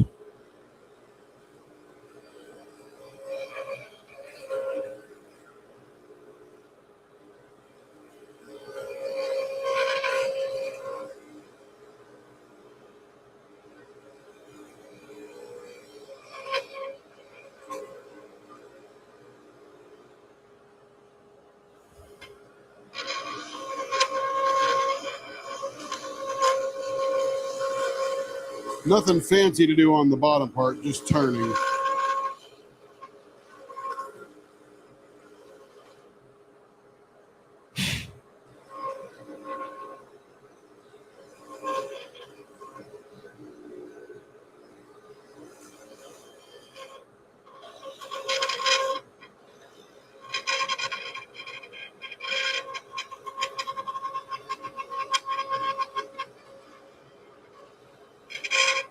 We're going to leave that one alone there. And we're going to do a couple of measurements now.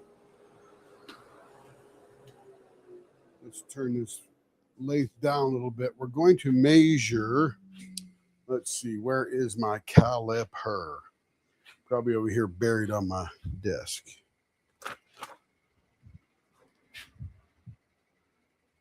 Oh, here it is. It was buried on my desk. Okay. First thing we got to do, Larry and everybody, we got to measure. And we're going to go to millimeters. Zero that out. So I want to measure how big this is. And this is the ring. It is 13 millimeters. So we need to make that 13 millimeters. And right now it's about 15.2.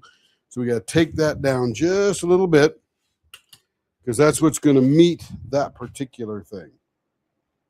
Now let's get in here, turn it on, blower on. Let's get it in there tight. All right, this part right here has got to be 13 millimeters.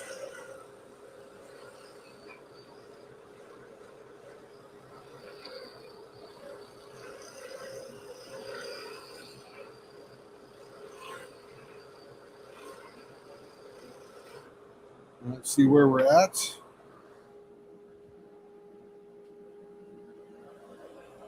I'm going to set this thing right for 13 millimeters.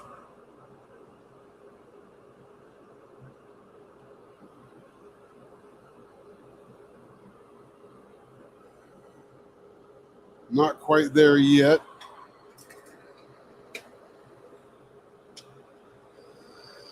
This is like precision engineering, Larry.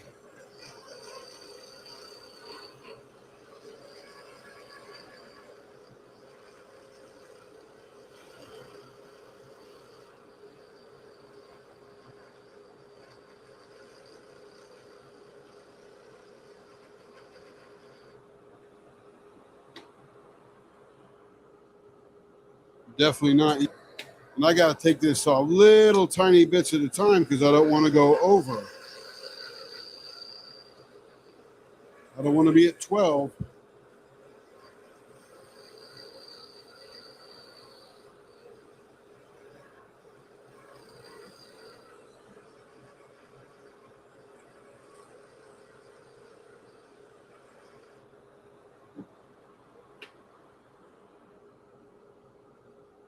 We're almost there.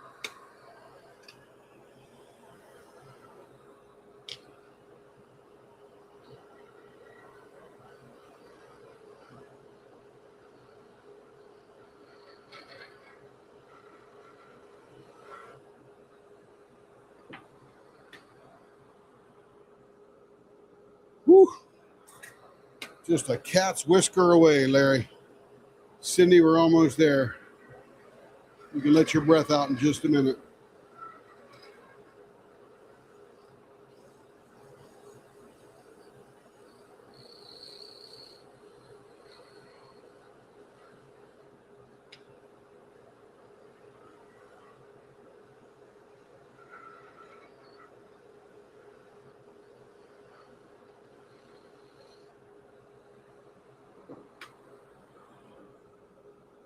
Oh, so close.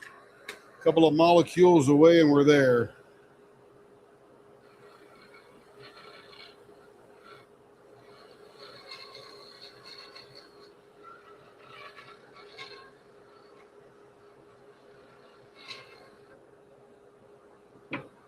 Whew, nerve-wracking here. Ah, there it is. That is 13. Now, I got to measure how deep that is. And it is, looks like 7.3 millimeters. No, it is 6 millimeters deep.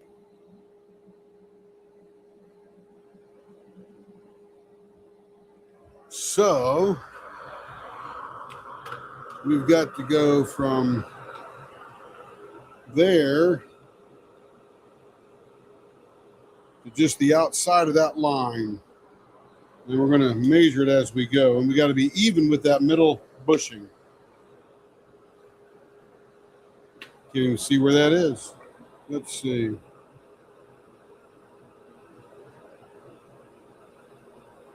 And I'll make it a little bit skinny because I can always take off more, but can't add it.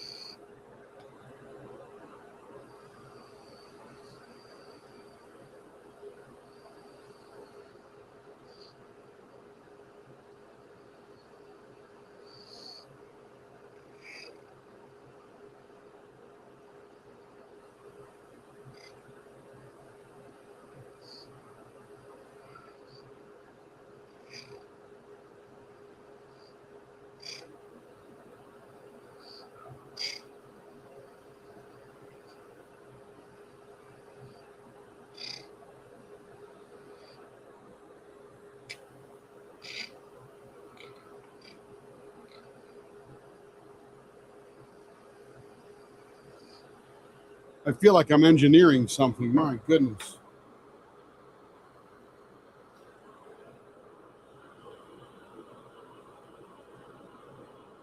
Good. Still got to go a little bit more. Perfect. It's working out little by little.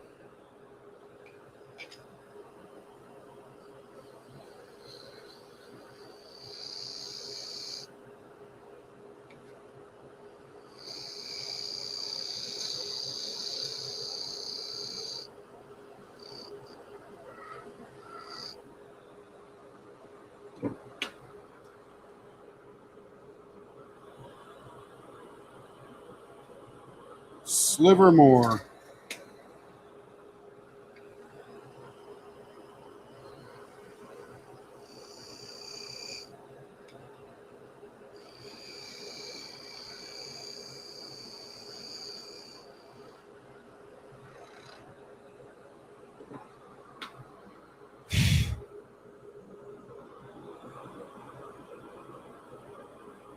Just 3 more molecules, and I think we're there.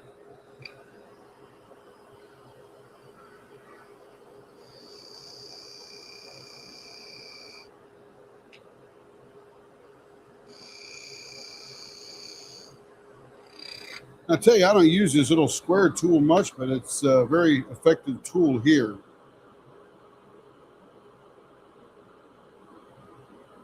Okay, a little bit more molecule and we're there. 1 more molecule, I think.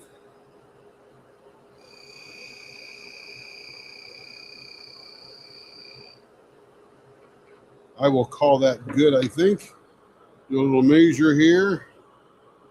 Yep, that is good. Now we got to go back to the 13.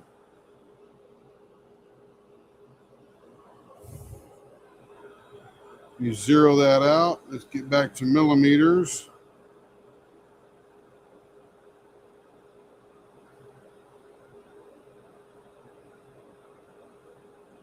All right. We're just about there, right there.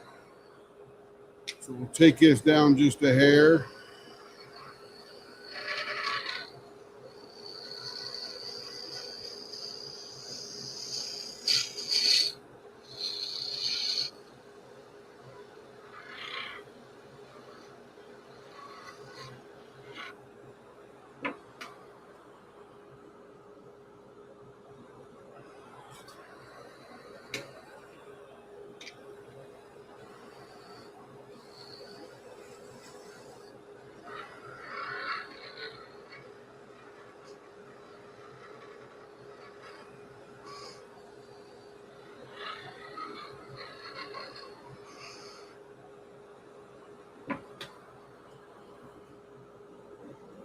Okay, we'll call that good right there. Sanding will take us down where we need to be.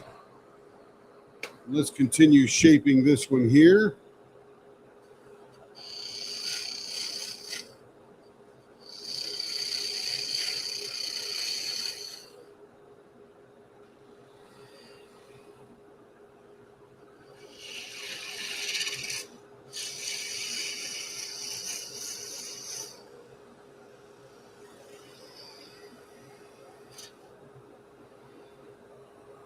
All right, not bad.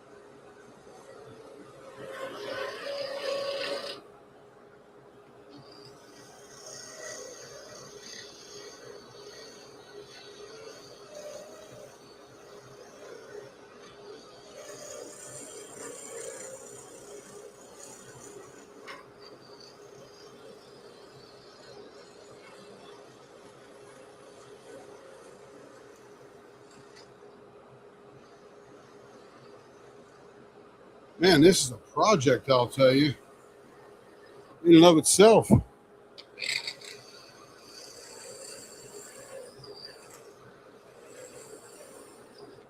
right, I think we're there. And when we put it all together, this thing is going to go right there. It looks like it fits perfectly. Whew. All right, time to finish this bad boy now.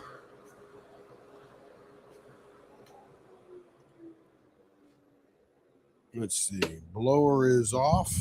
Let's get the diaper out here.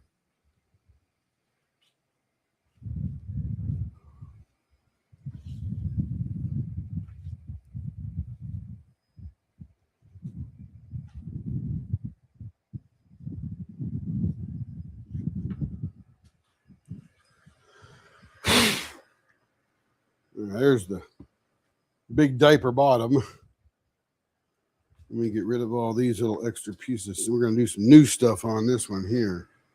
Dang. Let's see. Hey, Caroline. Tim, you could take that idea one step further and laser engrave the tube. Oh, absolutely. Yeah, it's just time and effort. That's all it takes. Time and effort. Or time and money or time and something.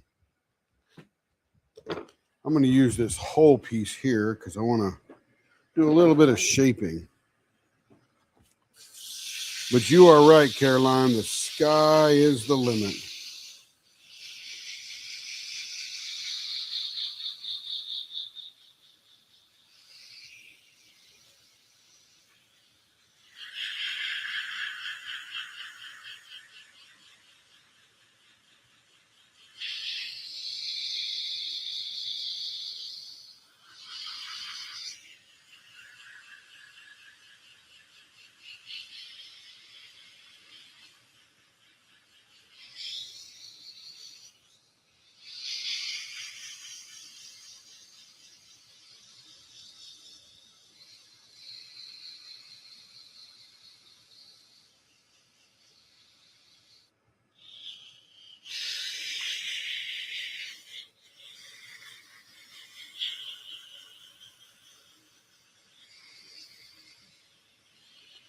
And what's the answer? The answer is yes, whatever you want. How much money do you have?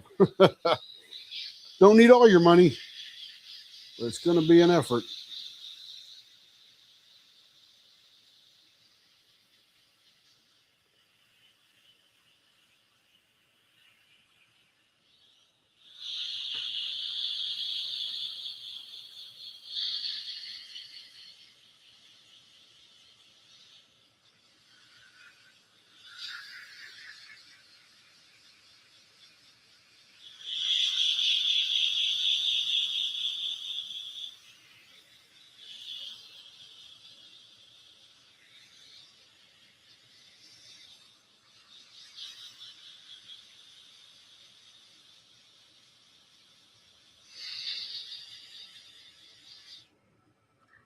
And mainly, Larry, this is an effort because I had to use the mandrel.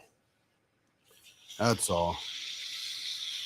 And of course, this is the first time I've done this particular pen kit. So there's always a learning curve to figure it out. Next time goes much smoother because you know it.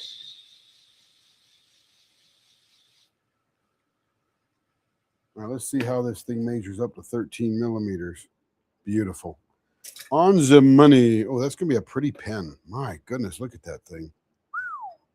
That's going to be pretty. Yeah, baby. Okay. Let's get the old paper of sand out.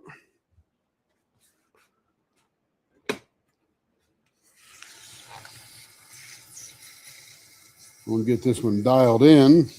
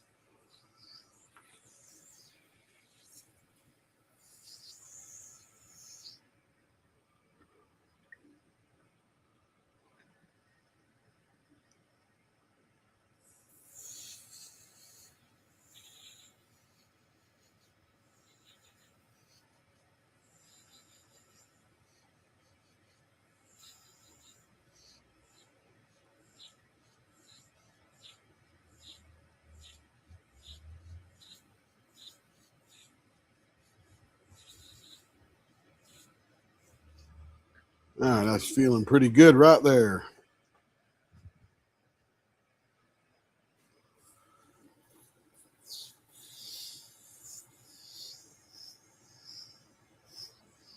This is going to be a gorgeous pen, man. I'm telling you. Wow. A lot of work for this particular one, but it's going to be pretty.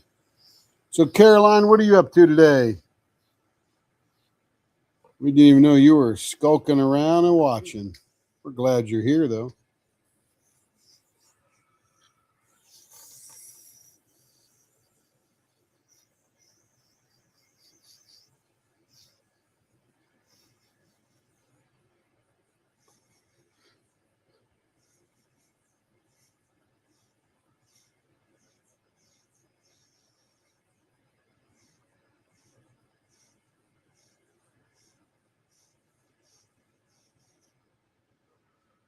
Well, that feels smooth, baby. Yeah.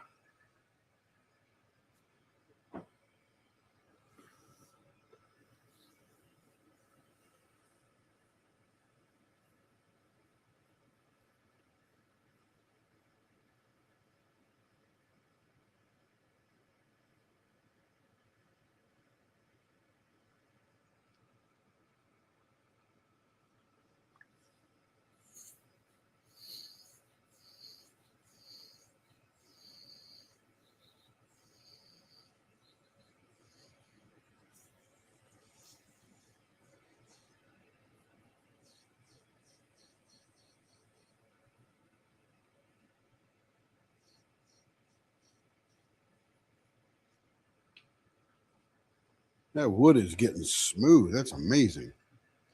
All right, now let's break out the old Zona paper here.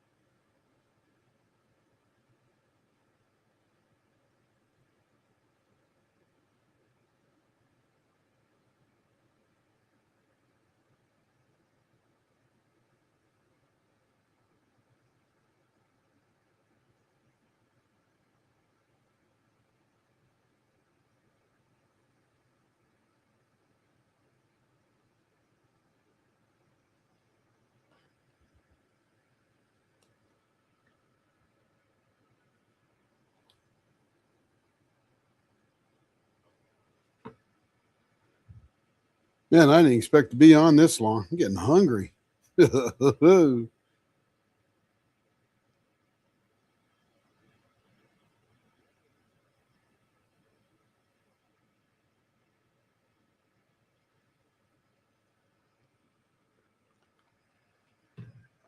This, I'm telling you, this is going to be one striking pen.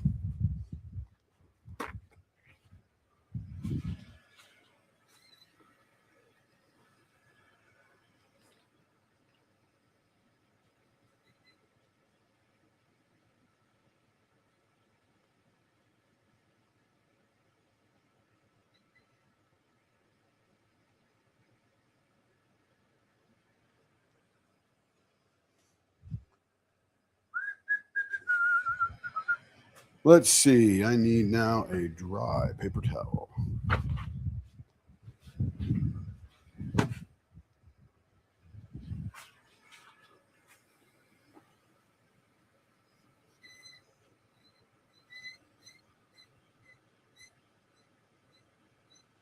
Time does fly when you're having fun. There's no doubt about it, Larry. You just get lost in the excitement.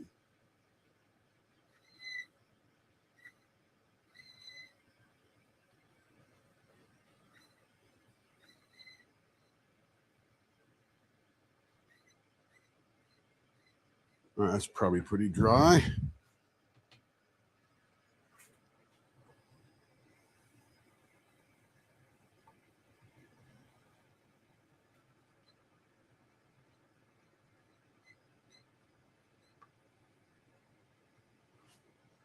What kind of wood that was. Oh man, that wood got so beautifully dark. Look at that. Oh man.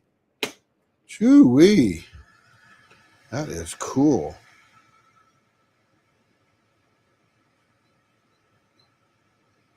Totally surprised me. Must be the water or something that made it do that.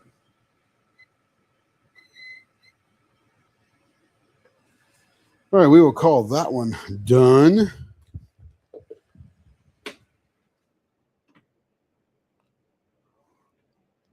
Wow, that is pretty. I like all these little chunks of wood in there. That's pretty cool. Okay, let me just take that whole thing over just like it's laying there.